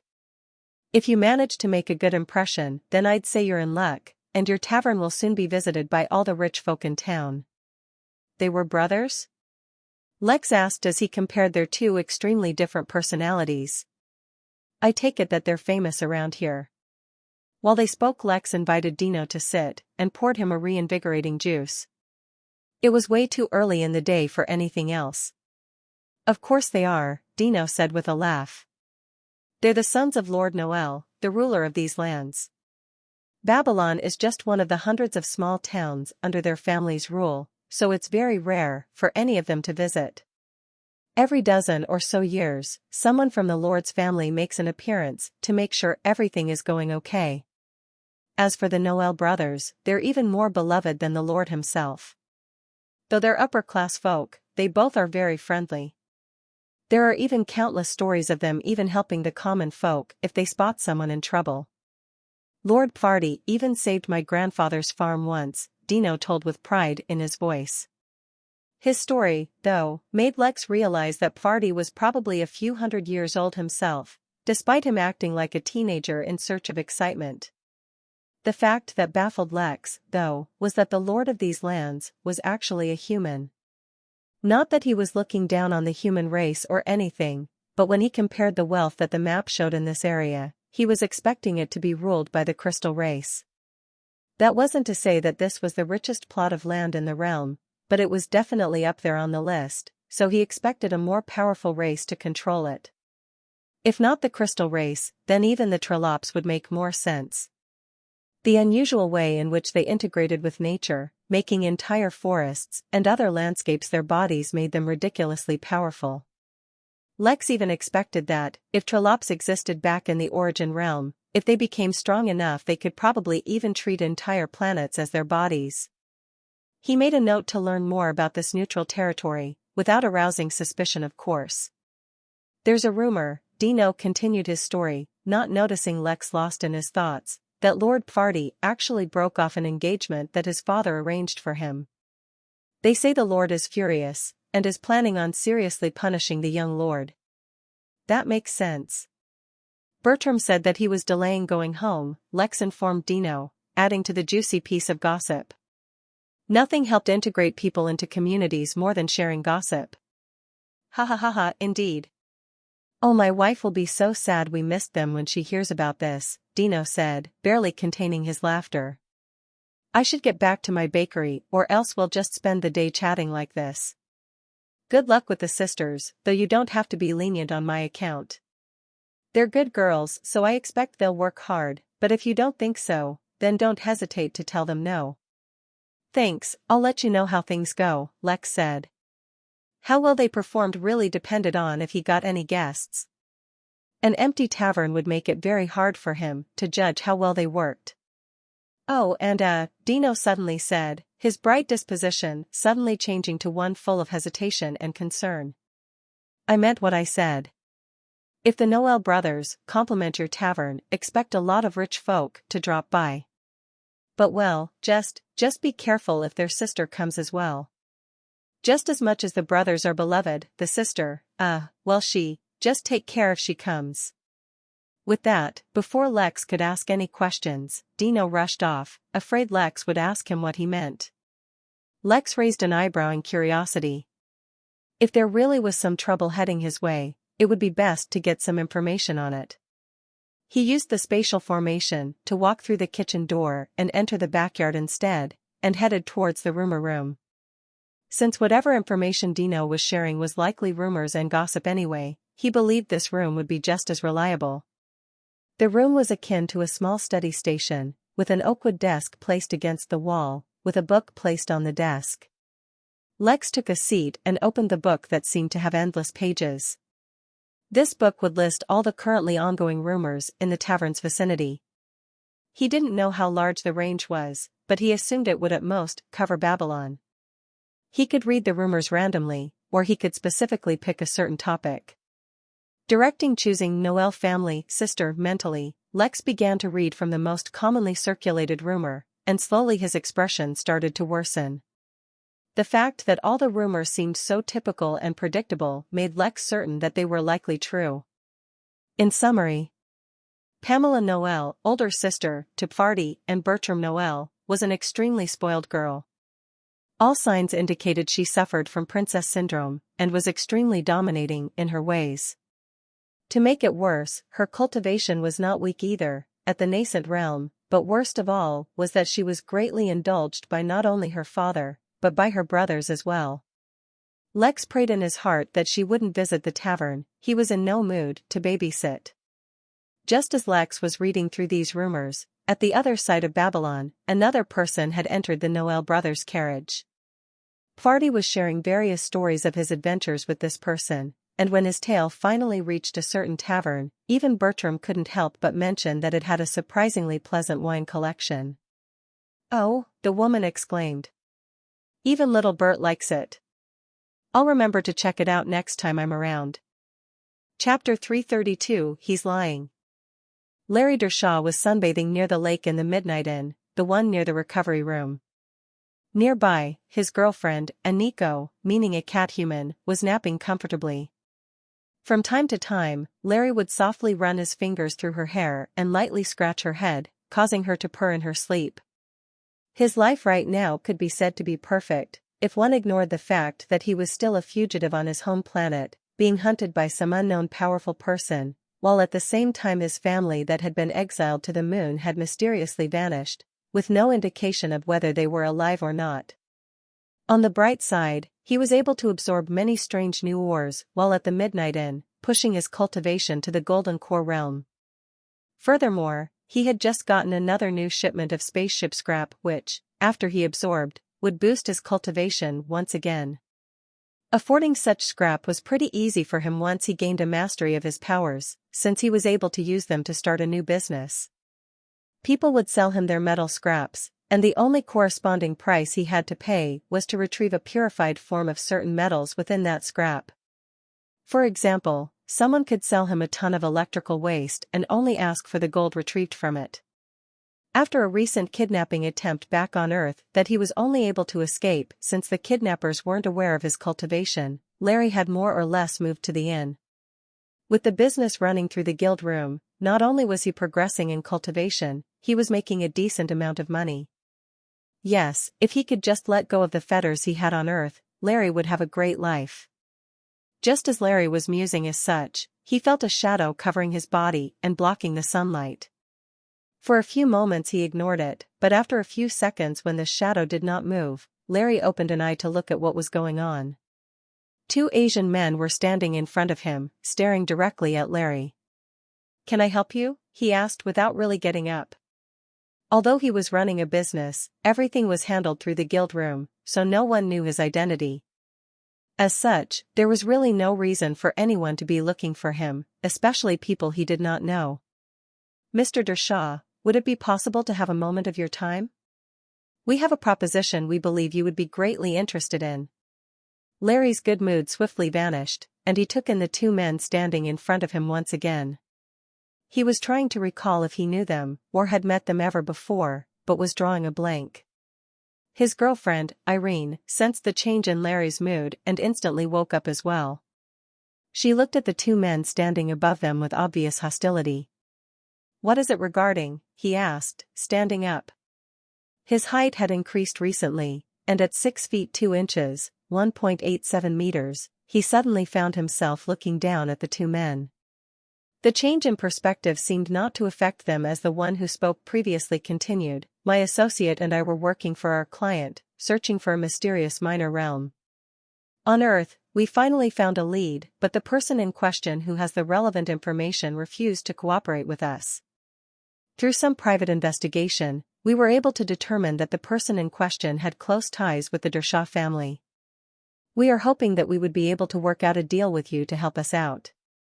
Regardless of whether the person knows anything or not, you will be compensated for your time." Larry pursed his lips as he thought about what they had said, and the chances it was real. "Oh, I should mention, the Minon realm we're searching for is suspected to have an opening on the moon, as well as on Earth." Larry, who had only just begun to question whether these people were telling the truth, was suddenly shook.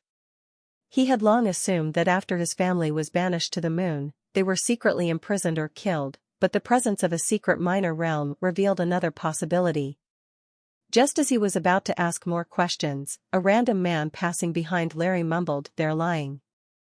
This time, both Larry and the Asian man who was speaking were startled. They turned to look and saw a random teenager passing them by, not even looking at them as if he had said nothing. "What do you mean?" Larry asked the kid, having suddenly regained his vigilance. "Huh," he asked, looking back at them. "What are you talking about?" "You said they're lying," Larry clarified. "Indeed, I would like to know your motives in interfering in our business," the Asian man asked, his voice polite yet cold. "I said nothing of the sort. I don't know you." "How could I possibly tell that almost everything that man said is a lie?" the teenager asked, though the question sounded incredibly faked, as if it was a scene played out by a very bad actor. In the Asian man's eyes, though, it just seemed as if he was being mocked. Kid, I advise you to mind your own business and not interfere in other people's matters. A careless remark or prank such as this could land you in big trouble. See, you can tell the truth, the kid replied with great enthusiasm. I mean, yes, you are right. I won't interfere in other people's matters. With that, the kid promptly turned around and quickly walked away. An awkward silence was left between Larry and the two men, who were just exchanging looks. Please consider the matter, the Asian man said, as he passed a business card to Larry. You can conduct your own investigation about this matter if you require, before reaching out. I go by the name Suzuki. I'll visit the inn again in a few days, and we can discuss the matter further then. Sure, was all Larry said, as he took the card. The two men withdrew, leaving Larry and his girlfriend alone. By the time they regained their privacy, Larry had lost the mood to sunbathe. He looked in the direction the teenager had gone off and, after a moment's hesitation, followed the same path. Elsewhere in the inn, Ragnar appeared, with 3 others appearing behind him. They were also generals, and each had a command carrier of their own. In terms of strength and seniority, they were Ragnar's equal. In terms of experience, they far surpassed him. For the past few weeks, the generals had been discussing how to investigate the presence of a Jorlum within their galaxy. Despite Ragnar informing them about the Midnight Inn, and especially the mysterious Innkeeper, relying on the inn was not the method they decided to go with. This was because this was an extremely serious matter that required the highest level of discretion and secrecy. Relying on an innkeeper with a mysterious background was just too dangerous. In the end, however, the inn still ended up being their last contingency plan. If all else failed, they would have to take certain risks. After all, if a Jorlum matured, let alone their galaxy, all the neighboring galaxies, and even the entire Jotun Empire, was at risk. But they would not just directly give out the details of the mission, however. They had to know the qualifications of whoever would be helping them, and so, they had to come up with a list of difficult tasks as tests. Would it be possible to meet the innkeeper? Ragnar asked his personal holographic assistant. Unfortunately, the innkeeper is not available at the moment. The assistant innkeeper, however, is available if you wish to meet her. Then please, request the assistant innkeeper's presence. I have a series of tasks I would like to put up in the guild room, but they have special requirements, and are not fit to be displayed for everyone. The reward for the first task would be in the price range of about 100 trillion MP. Before the hologram could even reply, a projection of Mary appeared in front of Ragnar and the rest. Please, guests, let us go somewhere more fit to discuss business, she said gently. At the same time, she sent every single kind of notification she could think of to attract Lex's attention. Their energy problem might just have been solved. Little lady, if you don't mind me asking, will the innkeeper be free anytime soon? Asked one of the generals following Ragnar. Dear guest, I cannot speculate on the innkeeper's schedule. After all, he has left the Origin Realm to run an errand. He could be back tomorrow, or he could take a while longer, she replied very calmly. Her answer, however, caused the generals to exchange a certain look amongst one another. Only Ragnar wasn't too surprised. After all, for someone who could recruit a celestial, this should not be a big issue. It was then that he noticed a familiar type of aura. He looked towards the Midnight Mountain and saw a massive dragon wrapped around the peak, sleeping. He froze. Chapter 333 Destiny. In the vast universe, an inestimable number of events were taking place at any given moment.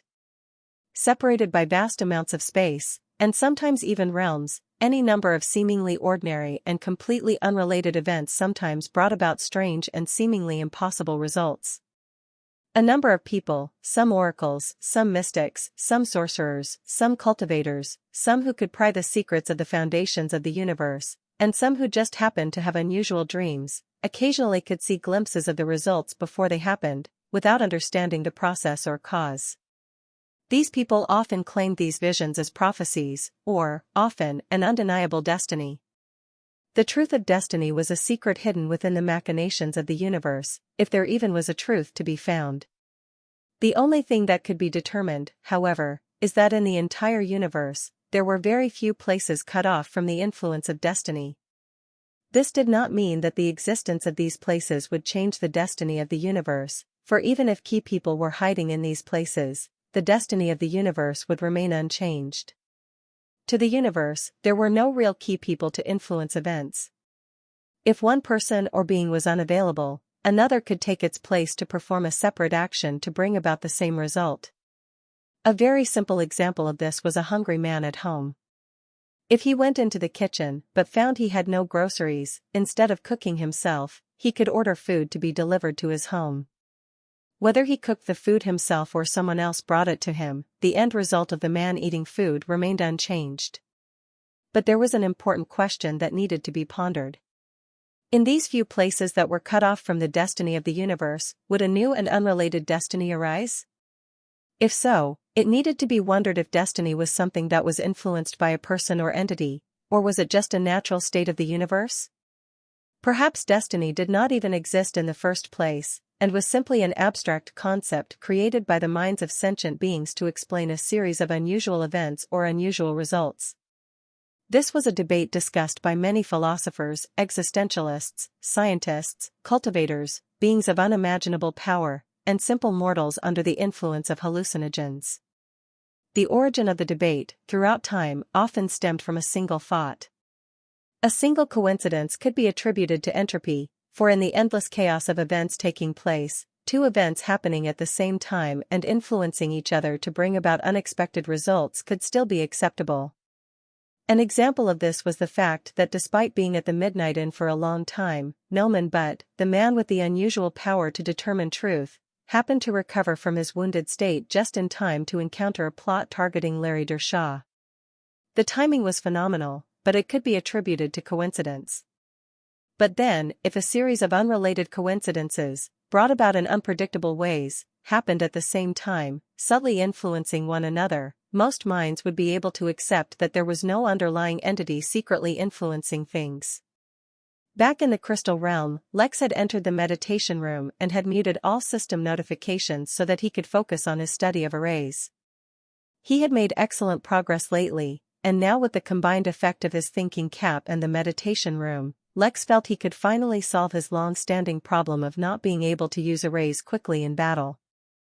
As a result of this, he happened to miss Mary's attempt to attract his attention so that he could give his input on the deal Ragnar was requesting, leveraging a series of tasks with the minimum payment being 100 trillion MP. The timing of Lex's retreat was completely unrelated to anything happening at the inn, for there was nothing foreseeable that required his attention at the inn. Moreover, it was still early in the day at the Crystal Realm, so he had plenty of time to focus on his research before he expected any guests.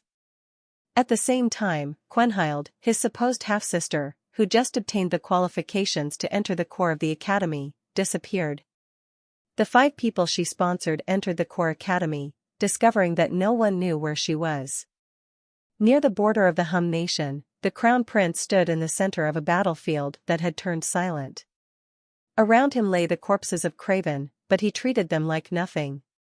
He was sober for the first time in years, and the look in his eyes was extremely complex. In his hand, he was holding a plastic fork.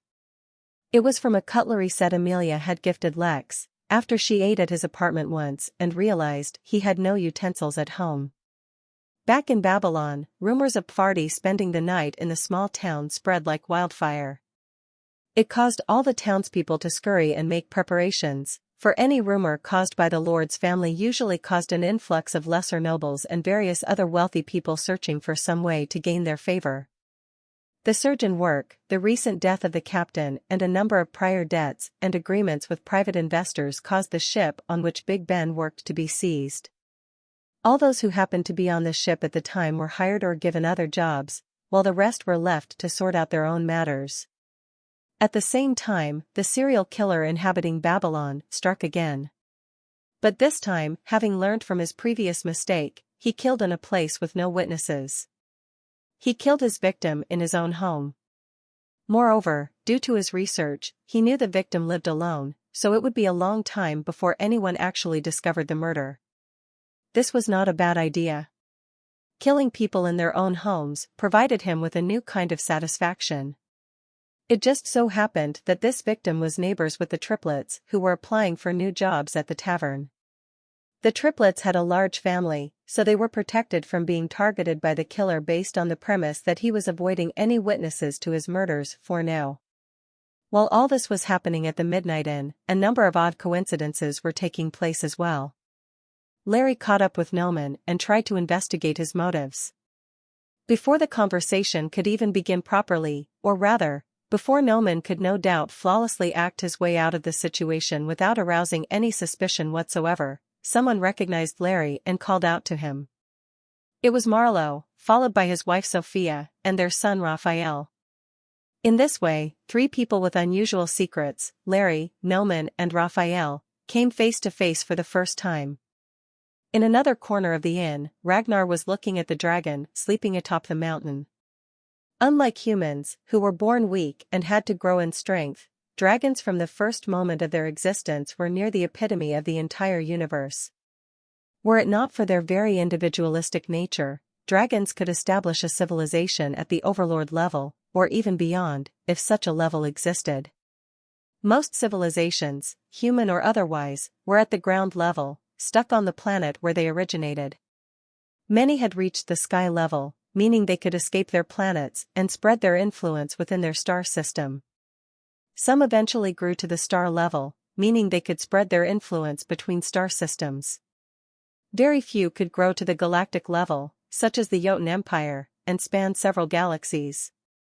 Above the galactic level was the overlord level, such as the mysterious Hanali. Ragnar knew next to nothing about what kind of a level the overlord level really was, or who or even what species the Hanali were from. All he knew was that the Jotun Empire relied heavily on them for protection, and abided by their rules.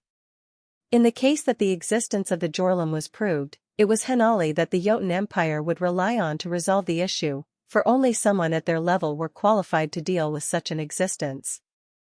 So then the presence of a dragon, a being that could potentially rival Hanali, reassured Ragnar that he had made the correct decision by coming to the inn.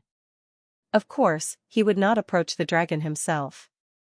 These things were still better left to the innkeeper. He exchanged a look with the other generals, before continuing to follow Mary. Elsewhere in the inn, Remy Laverne, the adelomorpher who caused Lex to get the quest to establish a space for a secret organization, appeared once again. Casually, he walked to the cabin he had rented out for a year and entered. This cabin had been especially redesigned by Lex to meet Remy's requirements, and was the space in which he was planning on convening his secret organization. A short while later, a second person arrived at the cabin. Chapter 334 1%. The person outside Remy's cabin waited for a while until yet another person appeared and then politely knocked on the door. Remy opened and welcomed his guests, but the three exchanged no words. The three descended into the basement and each of them entered one of the rooms with the unusual environments. Remy entered the one with a lava pool and began setting up some kind of formation, while his companions did the same in the freezing room and the room with dirt. A few hours later, when they concluded their work, the three entered the fourth room that happened to be completely normal. There they worked together to finish setting up the formation which, when finished, created a small minor realm around 2,000 square feet large. The three entered the realm that not only already had air and gravity, but was completely furnished with comfortable sofas, tables, various stationery, and warm lighting. Just because they were from a secret organization, it did not mean they had to meet in a dark and dingy environment. Remy, you've done it this time. This place is great. Once we spread enough golden keys across the galaxies, the organization will be able to exchange information and hand out tasks much faster. The bishop will definitely reward you. It's still not completely safe, Remy pointed out. I have no idea if this formation and minor realm will be able to prevent the mysterious innkeeper from listening in. Why would the innkeeper even be interested in what we have to say? Besides, he's running an inn, so I'm sure he will respect his guests' privacy, replied one of the other men. The third person had his lips stitched, so it was unlikely that he would speak. I'm just saying this is something we need to keep in mind. Now let's get on to business. I can't stay at the inn much longer, I have work. If I disappear for too long, people will become suspicious. Fine, our most urgent task right now is to get these golden keys in the hands of as many members as possible. This is a task that will likely take years, but we must begin immediately. Agreed, replied Remy. While we do that, though, I have to update you on my latest missions from the Empire. Remy was actually someone in the employ of the Jotun Empire. He was usually tasked with extremely sensitive matters that involved great secrets, such as investigating the Midnight Inn itself when they suspected Lex of being a Dow Lord. Yet at the same time, during his investigation of the inn, he directly informed Lex of his purpose, and now apparently he was also a part of a secret organization. Despite his cavalier attitude, there was clearly more to him than met the eye. Or he was just really lucky. There have been a lot of unusual phenomena taking place on the planet of Hozath, and the involvement of a Dow Lord is suspected. They want me to. A few hours later, Lex exited the meditation room feeling extremely satisfied with his progress. His plan currently was two-pronged. First, it was to completely memorize an array of arrays, all with different purposes, and practice employing them at a moment's notice. Second was to better familiarize himself with the process of creating new arrays, so that he could easily improvise a new array in an unusual situation. He had made great progress with both of those, and was feeling quite accomplished. It was late afternoon now, so he opened the system to check if he had any guests in the tavern while he was busy, and was taken aback by the numerous notifications. He quickly checked them and learned about Ragnar's visit and his requests. His request of putting up his task, but only for qualified people, was actually very simple. All it would require was further upgrading the guild room, so that tasks could be divided into various levels of difficulty. Finding someone capable of fulfilling those tasks would be the actual hard part. But there was great incentive for Lex to do so, because he received 1% of all transactions through the guild room. Mathematics was sometimes very complicated for people when involving massive numbers, especially for people who stood to profit, causing them to recheck their calculations multiple times. In this scenario, no matter how one checked their working, the answer would always be that 1% of 100 trillion MP was 1 trillion MP. That was 1 trillion with 12 zeros involved. Lex could not comprehend such a massive amount of wealth. Even as a billionaire, he struggled to fully understand how to best use his money. He could blindly throw it at randomly upgrading the inn, but doing something blindly, and doing something with direction and purpose gave vastly different results. The difference between the village Lex made, and how the planning division made alterations to make it more cohesive was an excellent example of this. Still, what to do with the money was a worry for later. First, he had to acquire it. Furthermore, Mary claiming that this could solve their energy requirements made him realize a simple oversight on his part. He was looking for energy manually here, whereas he could just simply put up tasks in the guild room with MP as a reward. Doing things like this opened up another path for him in his quest as well. Since the same races could exist in different realms, he could search for information on Craven from the inn as well. While that would not tell him the origin of Craven in the Crystal Realm, having a deeper understanding of Craven could guide his search here as well. Before he began upgrading the guild room and setting up his tasks, Lex checked the rest of his notifications, and was pleasantly surprised to discover that one of his quests that had been pending for a long time finally ended. Quest: Host a secret society. Quest complete. The host rewarded is being calculated. Hosted an intergalactic secret society. Hosted a secret society related to multiple empires. Hosted a secret society in the first year. Reward rank, A+. Reward, Chamber of Secrets. Remarks: no copyrights were infringed upon in the creation of this chamber. He had no idea what exactly caused the quest to be completed, but he wasn't complaining. He investigated the details of his reward. Chamber of Secrets. Some secrets can weigh heavy on your mind, body, and soul. The Chamber of Secrets allows users to deposit secrets, effectively erasing them from your memory as well. The secret will be protected, even from the Innkeeper, and can only be withdrawn by the user, or as per the user's conditions, at the time of depositing the secret. The price of depositing the secret varies and depends on the user's cultivation. The Chamber of Secrets was an interesting reward, but Lex did not know how useful it would end up being. He placed the building, which looked like a small, round chapel, near the Midnight Manor. Since the price of each secret would vary, Lex did not set any price variables and let this building function without any profit for him. He wasn't worried, as he didn't know how much use this building would get in the first place. Next, he diverted his attention to the guild room. Using his increased authority, he upgraded the guild room to level 5. This effectively divided all tasks into different levels, and changed the layout of the guild room as well. Anyone could set a request at any level, but the moment anyone set a request at the immortal realm and above, they would need to pay a 50% deposit to ensure guests would not randomly place requests. To view the request would, however, require relevant authority. There were 2 ways to get the relevant authority. The first and easiest was to be of the cultivation level or greater than the one required for the task. For example, a Foundation Realm guest could not view tasks at the Golden Core Realm, but the opposite was true. The second way to get the appropriate authority was to complete sufficient requests of a steadily increasing difficulty to prove that, despite a lower cultivation realm, you had sufficient strength and recognition. This meant that when Ragnar came back, he would be able to set a request, and had to pay a deposit. While Lex would not have access to the MP and the deposit, the thought of it still excited him. With that done, he diverted his attention back to the tavern.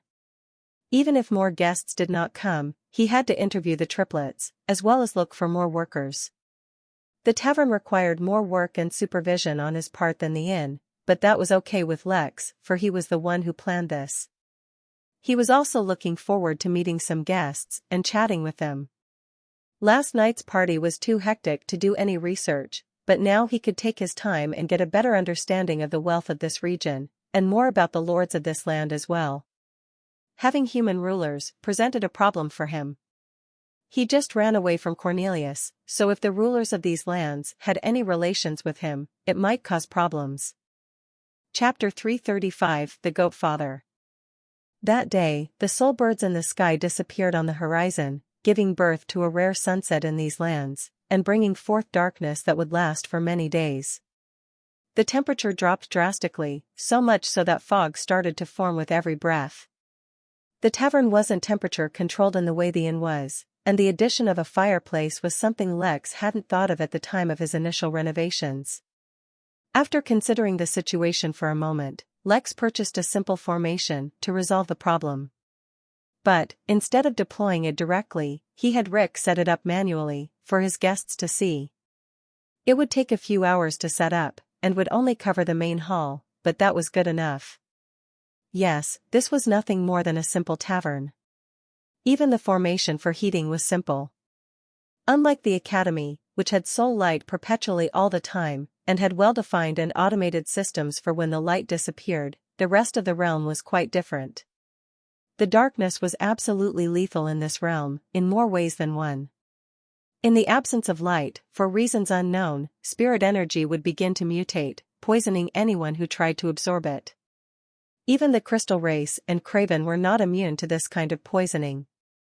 If the darkness persisted, the mutated spirit energy would begin to clump together, giving birth to strange monstrosities. There was no fixed pattern for the kind of evil entity the darkness could birth, and there was even a widely popular theory that the Cravens themselves were born of the dark, due to the black slime that covers their entire body. The monsters formed had basic sentience, just enough to fill them with avarice for flesh and blood of any kind. Fortunately, the monsters formed were usually weak, and it would take months of darkness to actually give birth to monsters strong enough to actually threaten entire towns. Still, lone travelers, small parties, and unsecured outposts of any kind were vulnerable to such monsters, and actually consisted of the main casualties. These still were just the most common form of danger that existed in the dark. The longer an area suffered from darkness, the greater and more unique the danger would form. This was why towns and cities in the Crystal Realm operated differently based on whether it was light or dark. The single most important difference was that all travel outside the town area would be strictly restricted. Most people were given either paid holidays or had reduced working hours based on their jobs. There was no danger of mutation or poisoning in the town itself, because any kind of light at all would prevent this from happening, so all towns were well lit. The danger, usually, was from the areas surrounding the town. For Lex, the sudden arrival of darkness actually meant an increase in business. From sailors to haulers, from menial workers to rich merchants, from farmers to landlords, all of them had a habit of enjoying themselves the most during the first few days of darkness. Work hours were reduced, and there was little to no danger from the surroundings. Of course, not everyone got their time off immediately, but enough people did that Lex suddenly went from an almost entirely empty tavern to one where all the seats were nearly filled in less than an hour. The triplets immediately got to work, showing off their skills to Lex. Considering the fact that Lex was still short-staffed, he expected them to struggle more in handling the crowd, but their experience of living in a house with 9 other siblings made them particularly skilled in handling a crowd. He immediately decided to hire them. Which brought him a new challenge, which was he wasn't sure how much he should pay them, for he didn't know what the normal salary was in Babylon. He'd discuss it with Dino later. The day passed by quickly, and though Lex's tavern was full, it was not nearly as boisterous as yesterday. Lex took this time to acquaint himself with some of the locals, while at the same time spreading the word that he was still looking for a good chef. As the night was concluded, Lex nodded at himself for successfully getting through the day without any accidents or problems. Yes, he was running a completely normal tavern with nothing excessive or mysterious going on. Of course, that was only his opinion based on his perspective. Because of the limited time he had spent in the cultivation world, and the unusual experiences he was completely oblivious to the fact that the Midnight Tavern had already developed a certain reputation, with the tavern owner being the most mysterious. Ignoring the fact that he suddenly moved in and opened up a tavern seemingly overnight, without anyone hearing about it prior to the actual opening, there were still a few things that struck out as odd or impressive. His behavior under the pressure of an immortal need not be mentioned at all, for it was already understood that that single action marked Lex as someone with a powerful and mysterious background. The way he was able to converse with Farty, treating him as a normal guest instead of fawning all over him, also attracted a lot of attention.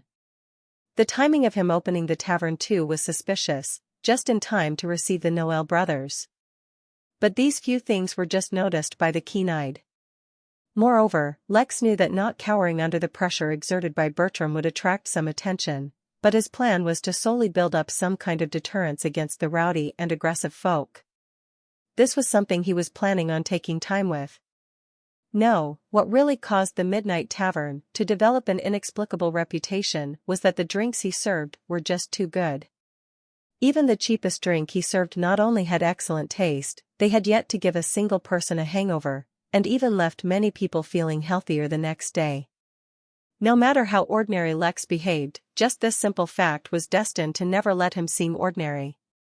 Currently, there was no real consensus on what Lex's background was, as the rumors had only just started to develop. What everyone seemed to agree on, however, was that it was unordinary. The everyone here, though, only referred to the actual customers he had received so far, which was a minuscule number. Many others had only just heard of the tavern, without a significant impression of it.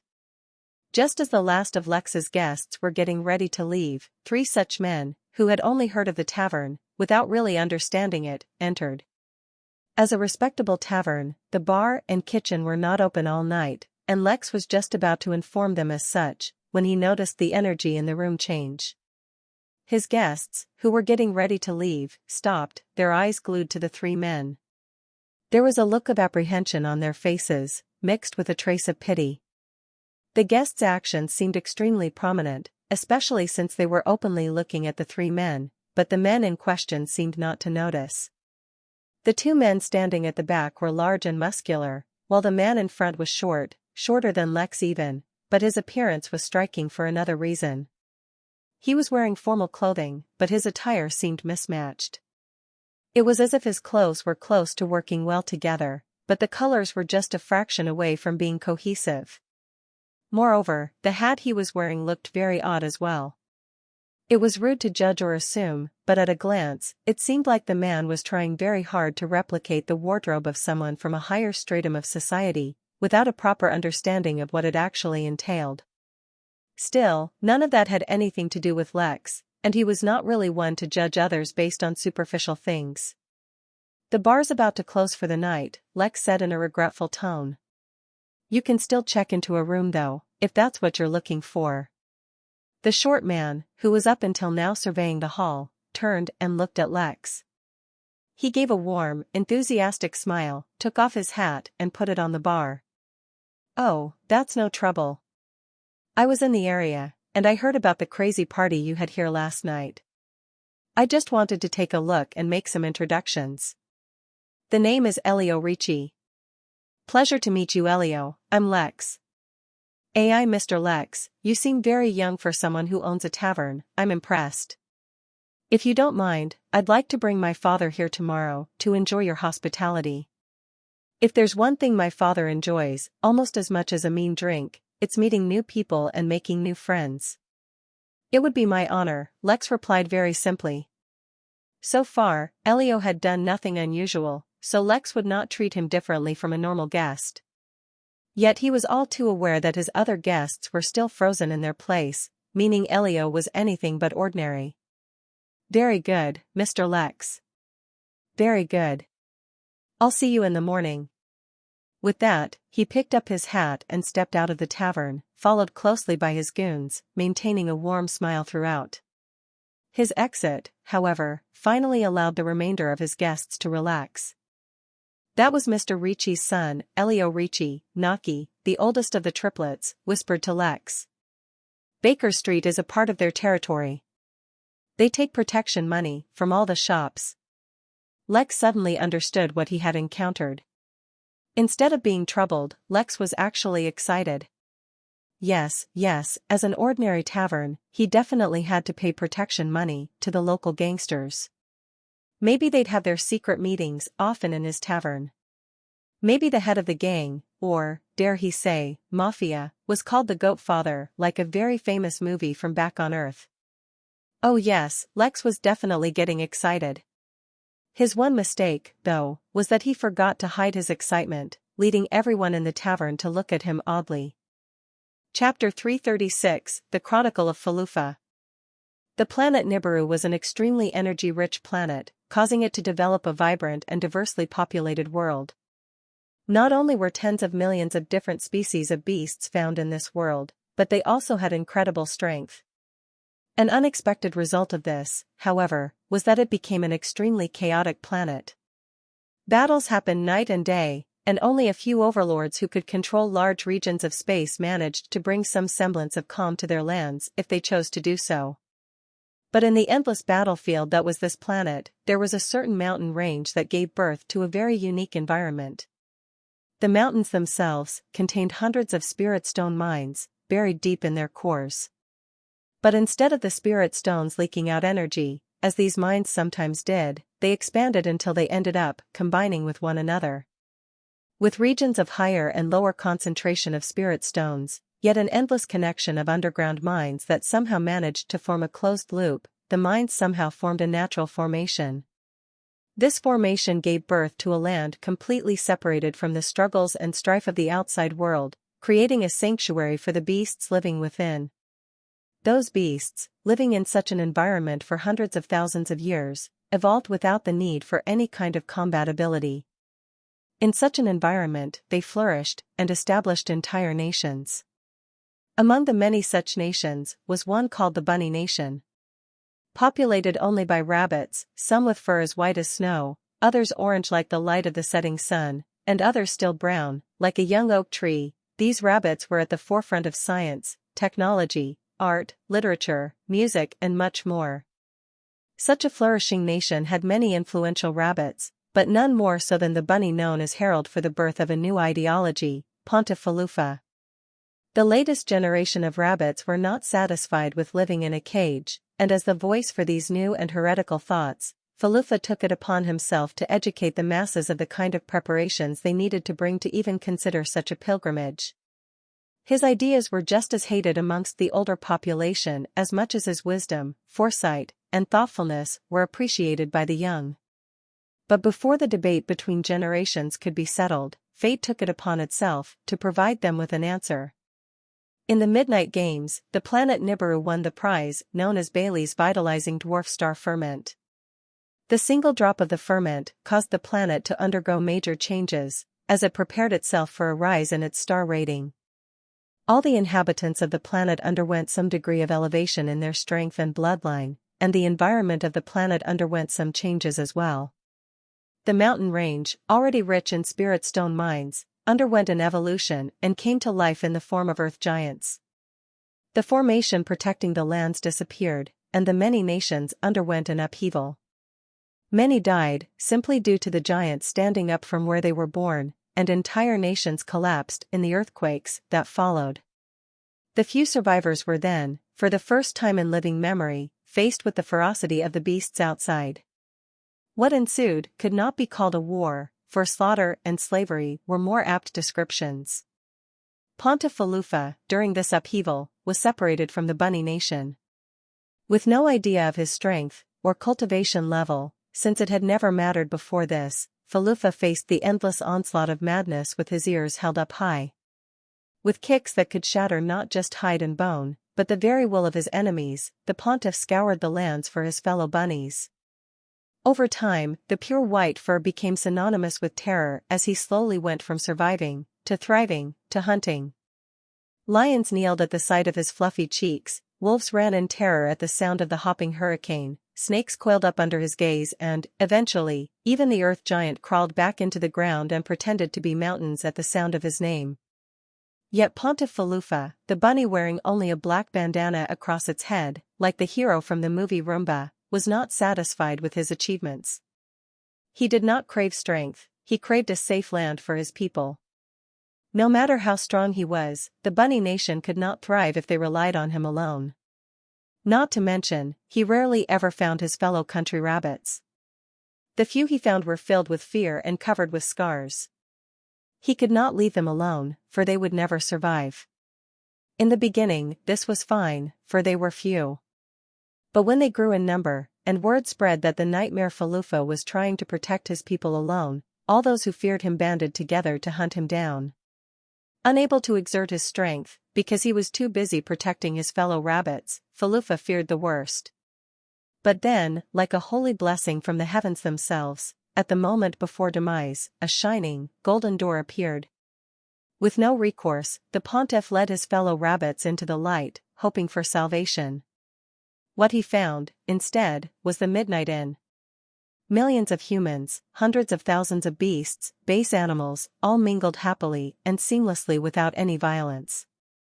It was a land that smelled sweeter than carrots, felt warmer than the fuzziest fur, and felt safer than the deepest burrow. But how would they stay? The projection that appeared before them like a holy deity told them that this was an inn, and that they could stay as long as they paid. Falufa had no concept of money, but he had undertaken the gravest of dangers to protect his cohorts, so he was determined to take this burden upon its tiny shoulders. It was then that, like a holy messiah, a kind and benevolent turtle appeared before them, followed by a whale flying in the air, as well as a lone wolf with fur almost as white as Falufa's. Almost. The turtle that had a single horn on its head looked at the refugees from the bunny nation with kindness in his eyes. Oh dear, the majestic turtle exclaimed, the rumble in his voice shaking the very ground beneath Falufa's feet. You children seem to have a very special bloodline. Would you like to work in my greenhouse? When the turtle spoke the words that were sweeter than the best honey, he seemed to be taking on the position of one requesting for help, yet it was the bunny nation that was saved. The survivors, one and all, accepted the turtle's offer. Yes, the survivors accepted, but the nightmare that Falufa had evolved into did not enter the hallowed lands known as the greenhouse. Instead, he made a pact with the turtle. The pontiff would return to Nibiru in search of his lost brethren, save them from the hell that land had turned into, and bring them to this heaven. All the bunnies that Falufa brought would be hired by the turtle as its workers, tending to its garden. The turtle accepted the deal and gave Falufa a golden key to return to this kingdom with golden chariots known as golf carts. Yet, just before Falufa left, the fire in his heart reignited. An angel in the shape of a human came to him. Falufa was a rabbit pure of heart and had eyes only for other rabbits, but even he had to admit that this lady who introduced herself as Anita was spectacularly beautiful. She asked the pontiff's life story, as well as the history of Bunny Nation. She promised that in exchange for his story, she would personally take care of the rabbits he brought to the inn. Enamored not only by her beauty, but by the heart that offered safety in exchange for a story, Falufa began his recitation of the history of the bunnies. He told her of the great bunny Pope, the first to enlighten the simple minds of the rabbits. He told her of the king who turned random rabbits in a garden into a nation. He told her of Mother Tree Sap, who brought love and peace to the hearts of the rabbits. He even told her of the rumors of the one true bunny god, his true name forgotten in the annals of history, now known only by his holy title, Bugs. He also told her of the nightmare, who had sworn an oath to never remove his bandana until every last rabbit was saved. When he had told her all there was to tell, he promised her that he would tell her more every time he returned, and she accepted. Falufa looked one last time at his fellow rabbits who would, no doubt, take a long time to recover, before returning to Nibiru. So it was written and thusly recorded in the Midnight Library, the first chronicle of plaintive Falufa, the Roomba Rabbit. Chapter 337, Preparing for a Heist. That night, Lex finally decided to get some sleep. He could have meditated or practiced his techniques some more, but going too long without sleep was still detrimental to him, despite being a cultivator. Speaking of sleep, Big Ben was still knocked out as well. His new fiancée was very concerned about him, if for nothing else then because he hadn't eaten in a while, but Roan, the barkeep, assured her that he would be absolutely fine. As he got into his bed in the cozy little room he'd designed for himself in the backyard, he asked Mary for an update. Other than the usual stuff, there were only two things worth mentioning.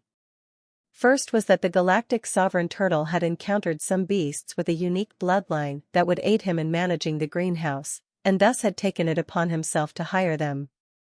Viewed only on the surface level, there was nothing wrong with this. In fact, it was even great since the greenhouse was getting big anyway, and it required specialized workers to manage. The issue with the situation was that even Mary could not directly hire people on behalf of Lex, let alone anyone else. The hiring process required the potential employee to undergo a test generated by a platinum key, and only then would they be acknowledged as a proper employee.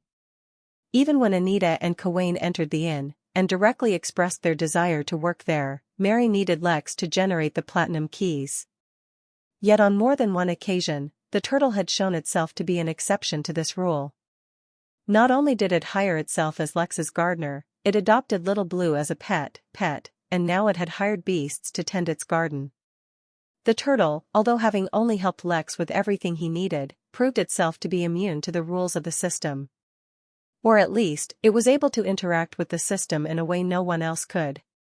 Heck, even Lex could not hire someone officially without using a platinum key. Since Lex was trying to get a deeper understanding of the system, this was something he needed to pay attention to. While he was at it, it would be best if he did some research on the details of the turtle species. The second thing was that the date for the Earth Expo was coming up. Miranda, the representative for the council back on Earth, had a huge list of requests for the expo venue and itinerary that Mary required Lex to approve. With everything else done, Lex went to sleep. Tomorrow would be an interesting day. He would have to pay protection money. He wondered how much was an appropriate amount. He would have to talk to Dino about this as well. Earth, USA. Anakin Indiana McLean resisted the urge to smile. He had to look like a normal employee, and not attract any unnecessary attention. He had been planning his heist for months, from the first moment he got his hands on a golden key to the Midnight Inn. He was not some idiot who would pull off a heist, only to get caught later.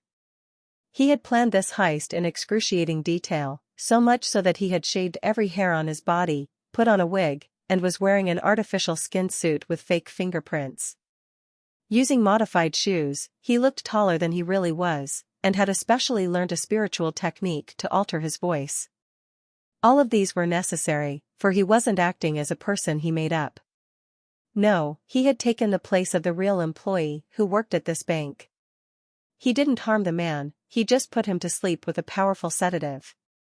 It was easy to get away with using this identity, for he hadn't replaced the bank manager, but the janitor who cleaned the bank. He did his job regularly, right up until he saw someone heading towards the bank vault. He activated a special talisman he'd bought from the Midnight in Guild room, and turned invisible.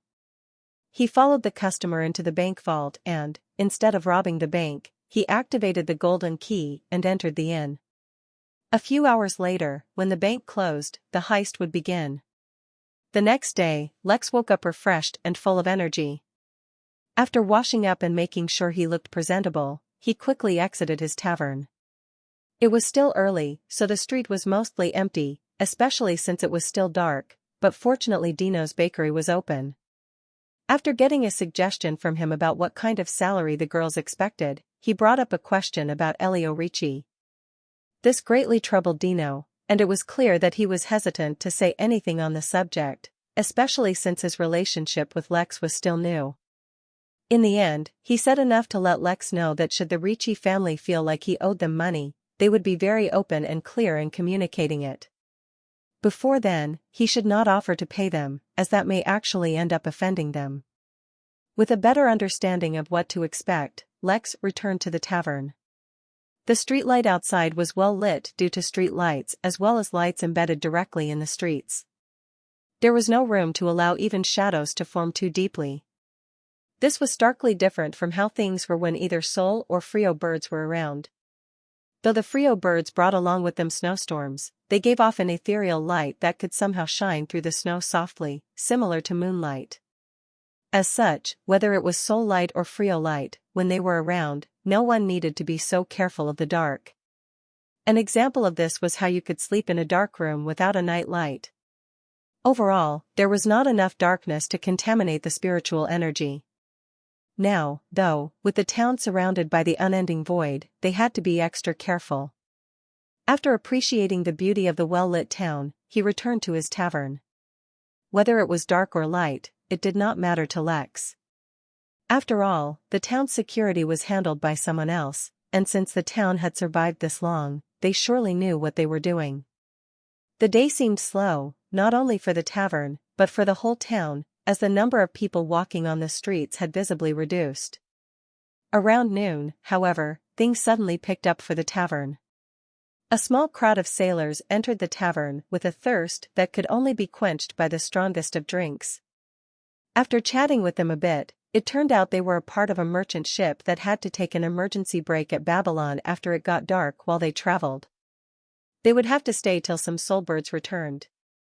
Lex was especially active while chatting with them, for he wanted to understand what kind of trade the merchants in the area conducted. The answers he heard only confused him and betrayed his expectations. Time seemed to fly, for Lex had joined a group of sailors on their table and, while conducting his investigation, listened to the various stories they had to share. As interesting as this new group was, however, Lex eventually had to get up, for the guests he was most anticipating had arrived. Elio Ricci walked into the tavern followed by 8 other men, all of them sharing the trait of looking large and mean, while he himself followed another man. Unlike Elio, who had once again attempted to dress formally, the man in the lead made no such attempt. He had his sleeves rolled up to his elbows and wore loose and casual pants. His hair was long and messy, despite being tied in a pony, and he was growing stubble that told it had been a few days since he last shaved. The man looked older than Elio, but in no way did he look old. This was the one thing about cultivation that Lex could not get used to. A person's appearance usually had nothing to do with how much they had aged, so it was often difficult to tell someone's actual age. "Mr. Lex," Elio said, his tone warm and his smile casual. "Meet my father, Mario Ricci. I told you we'd come." "Yes, of course. It's a pleasure, Mr. Mario."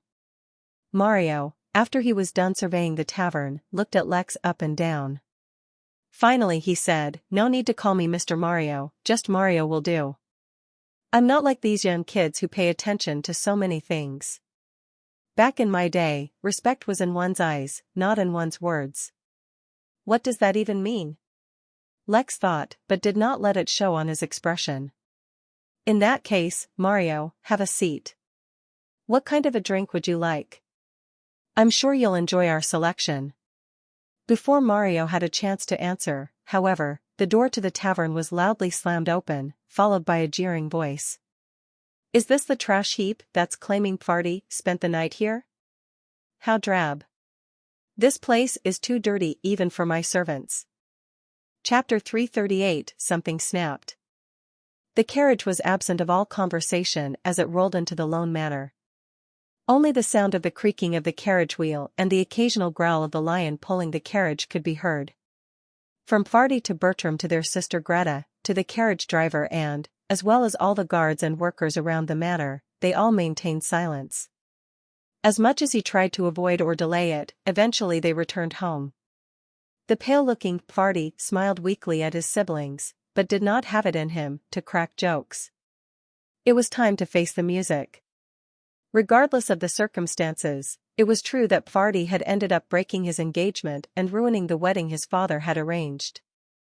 His father was well known for not handling bad news well, and the news of his ruined engagement, and all that it entailed, made bad news look like a sprinkle before a thunderstorm. Even the pampered Greta did not have the courage to say anything today. The dark and soul-bird absent sky seemed fitting for today's events. Farty took a deep breath, clapped his brother on the back, and jumped out of the carriage before it even stopped. Whatever was going to happen, it was best he faced it alone. The tavern fell dead silent as everyone turned to look at the woman who yelled.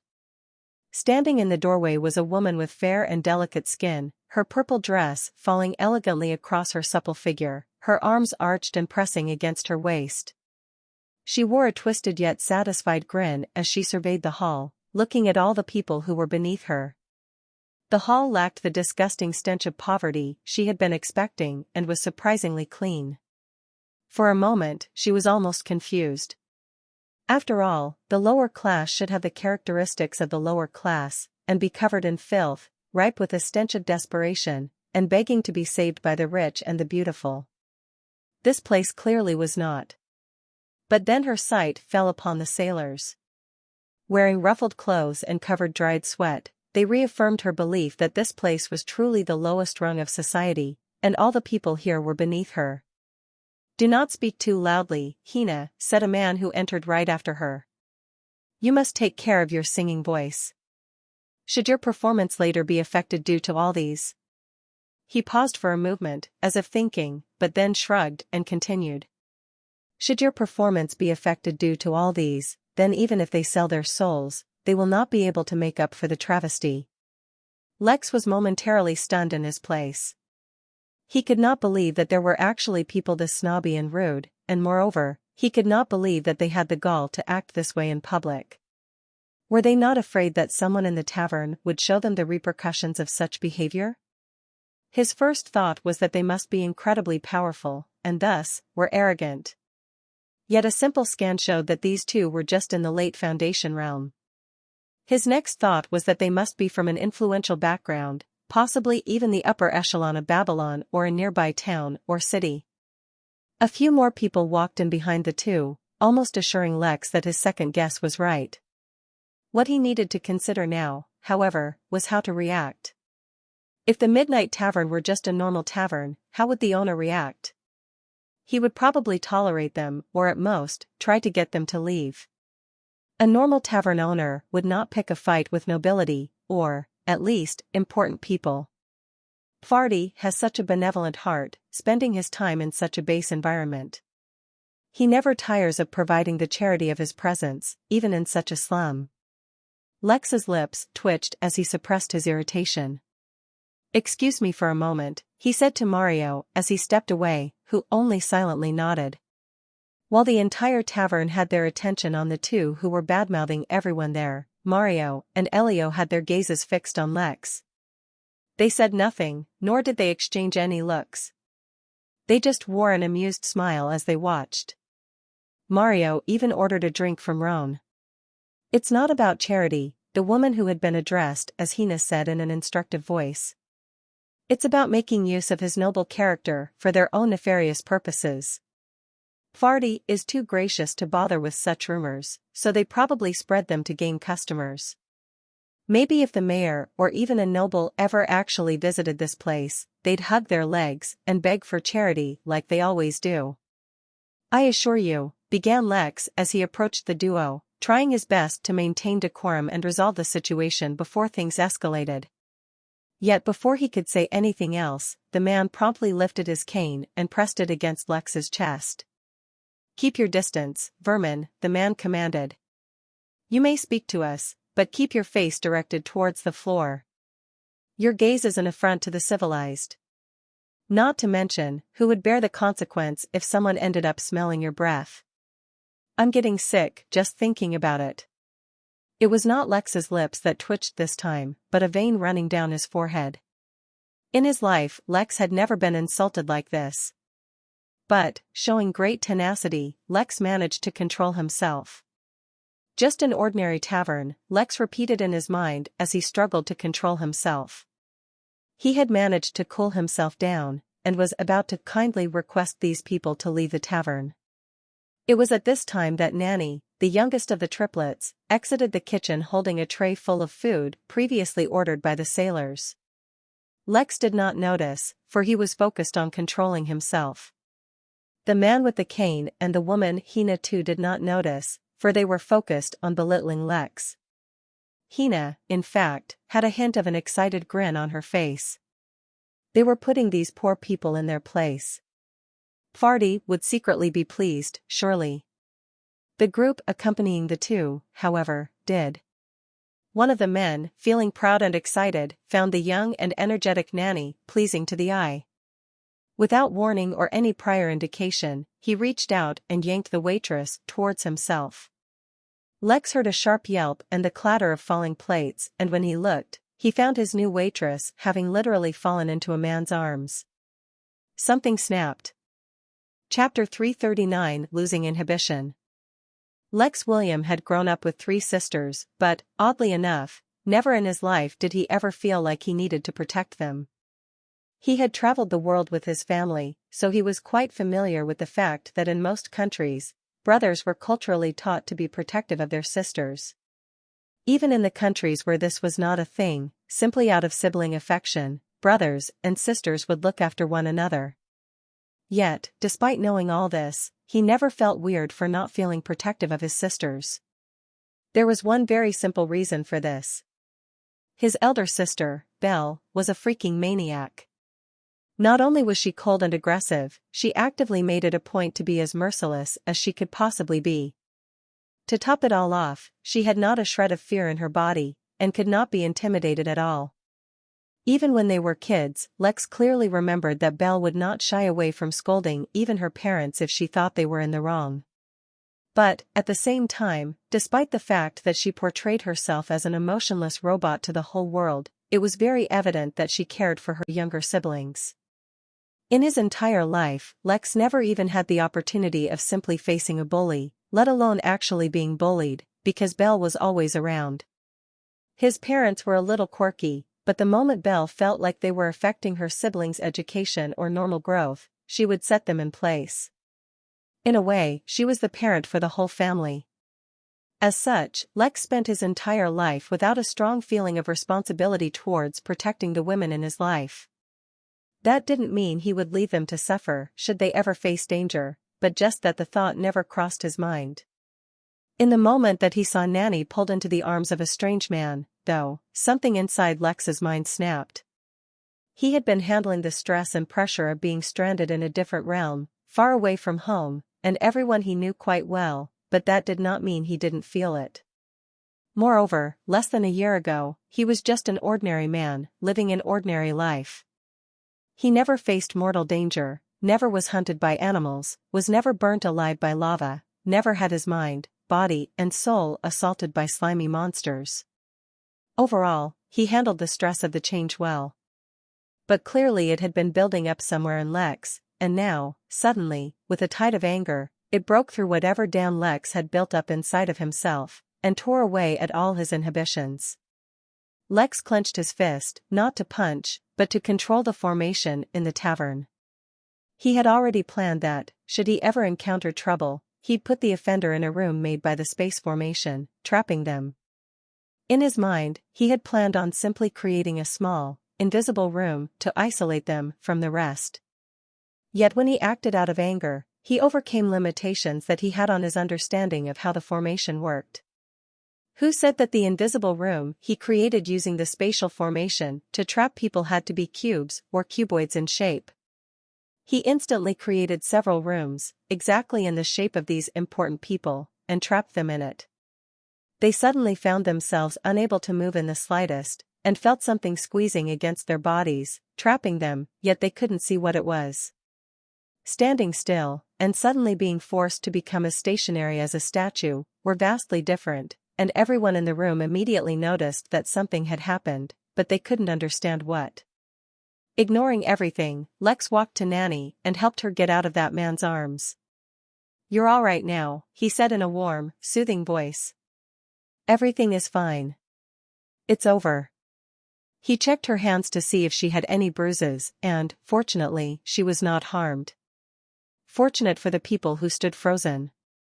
The girl, who had suffered more from the surprise of being pulled than anything else, quickly calmed down. Lex had reacted all too quickly, so much so that she had not even understood someone had grabbed her by the time Lex pulled her away. Her two sisters, who had heard the yell, suddenly came to the hall as well to investigate, but Nanny seemed to be fine. "I apologize for not stopping the man sooner," Lex said sincerely. "I was distracted, it won't happen again." "Oh, it's nothing," Nanny said with a laugh when she finally got her bearings. "We wouldn't be in this business if we couldn't handle a little trouble." Though she said she was fine, she quickly grabbed the fallen tray and retreated to the kitchen. Even a blind man would notice, by now, that some guests in the hall were unnaturally still. Though their expressions remained frozen, since they didn't even have the space to maneuver their faces, their eyes kept darting about in fear and confusion. Lex nodded and turned back to the cream of society. To be honest, he was extremely pissed at them. Not only because they assaulted Nanny and insulted him, along with everyone else in the room, but they also destroyed his attempt at seeming like an ordinary tavern. When something snapped in Lex, it wasn't a blind rage that filled him, though there was definitely an abundance of anger. It was more like his inhibition broke. He kept holding himself back, keeping himself from showing all his cards. It was definitely smart to not reveal all his secrets, for his life was in greater danger while he was not at the inn. Yet now that he had the tavern, and the system's functions could help him once again, there was no reason to be so repressed. Lex clenched his fist harder, and the room that had been trapping all the offenders tightened just a bit more, squeezing their bodies. It was not lethal, or even dangerous, yet, but it definitely wasn't comfortable. Occasionally missing content, please report errors in time. Chapter 340 Convenient Coincidence. Lex was deciding what to do with these fellows. There was no way he would just let them go. Not only did they need to be punished, but they needed to understand that if they tried to retaliate against Lex or his workers at a later date, there would be far worse consequences. But first, Lex turned to the rest of the guests in the hall, mainly the sailors, and said, "I'm sorry you had to see that. At most you can consider it a little bit of entertainment. For those of you who feel like you want to avoid trouble, now would be the time to leave. If, however, any of you feel like watching some drama, then feel free to stay and enjoy." The sailors cheered and hooted, and none of them moved. Why should they give up free entertainment for no reason? Now that that's out of the way, does anyone recognize any of these guys? The room fell silent. It was to be expected, as these sailors were not locals. Mario and his crew said nothing either. Lex frowned, then walked right up to the man with a cane and freed his face so that he could talk. Immediately he started gasping, taking big breaths as he looked at Lex with horror and panic on his face. You can't. You can't. The man started stuttering, unable to finish his sentence. Lex, on the other hand, did nothing. He stood in front of him, and continued to look at him with an impassive face.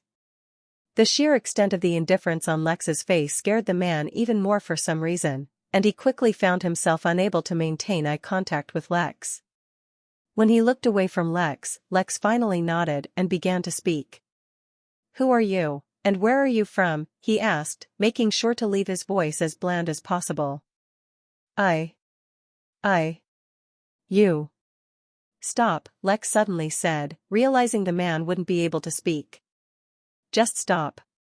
Take a breath. Calm down. And answer my question.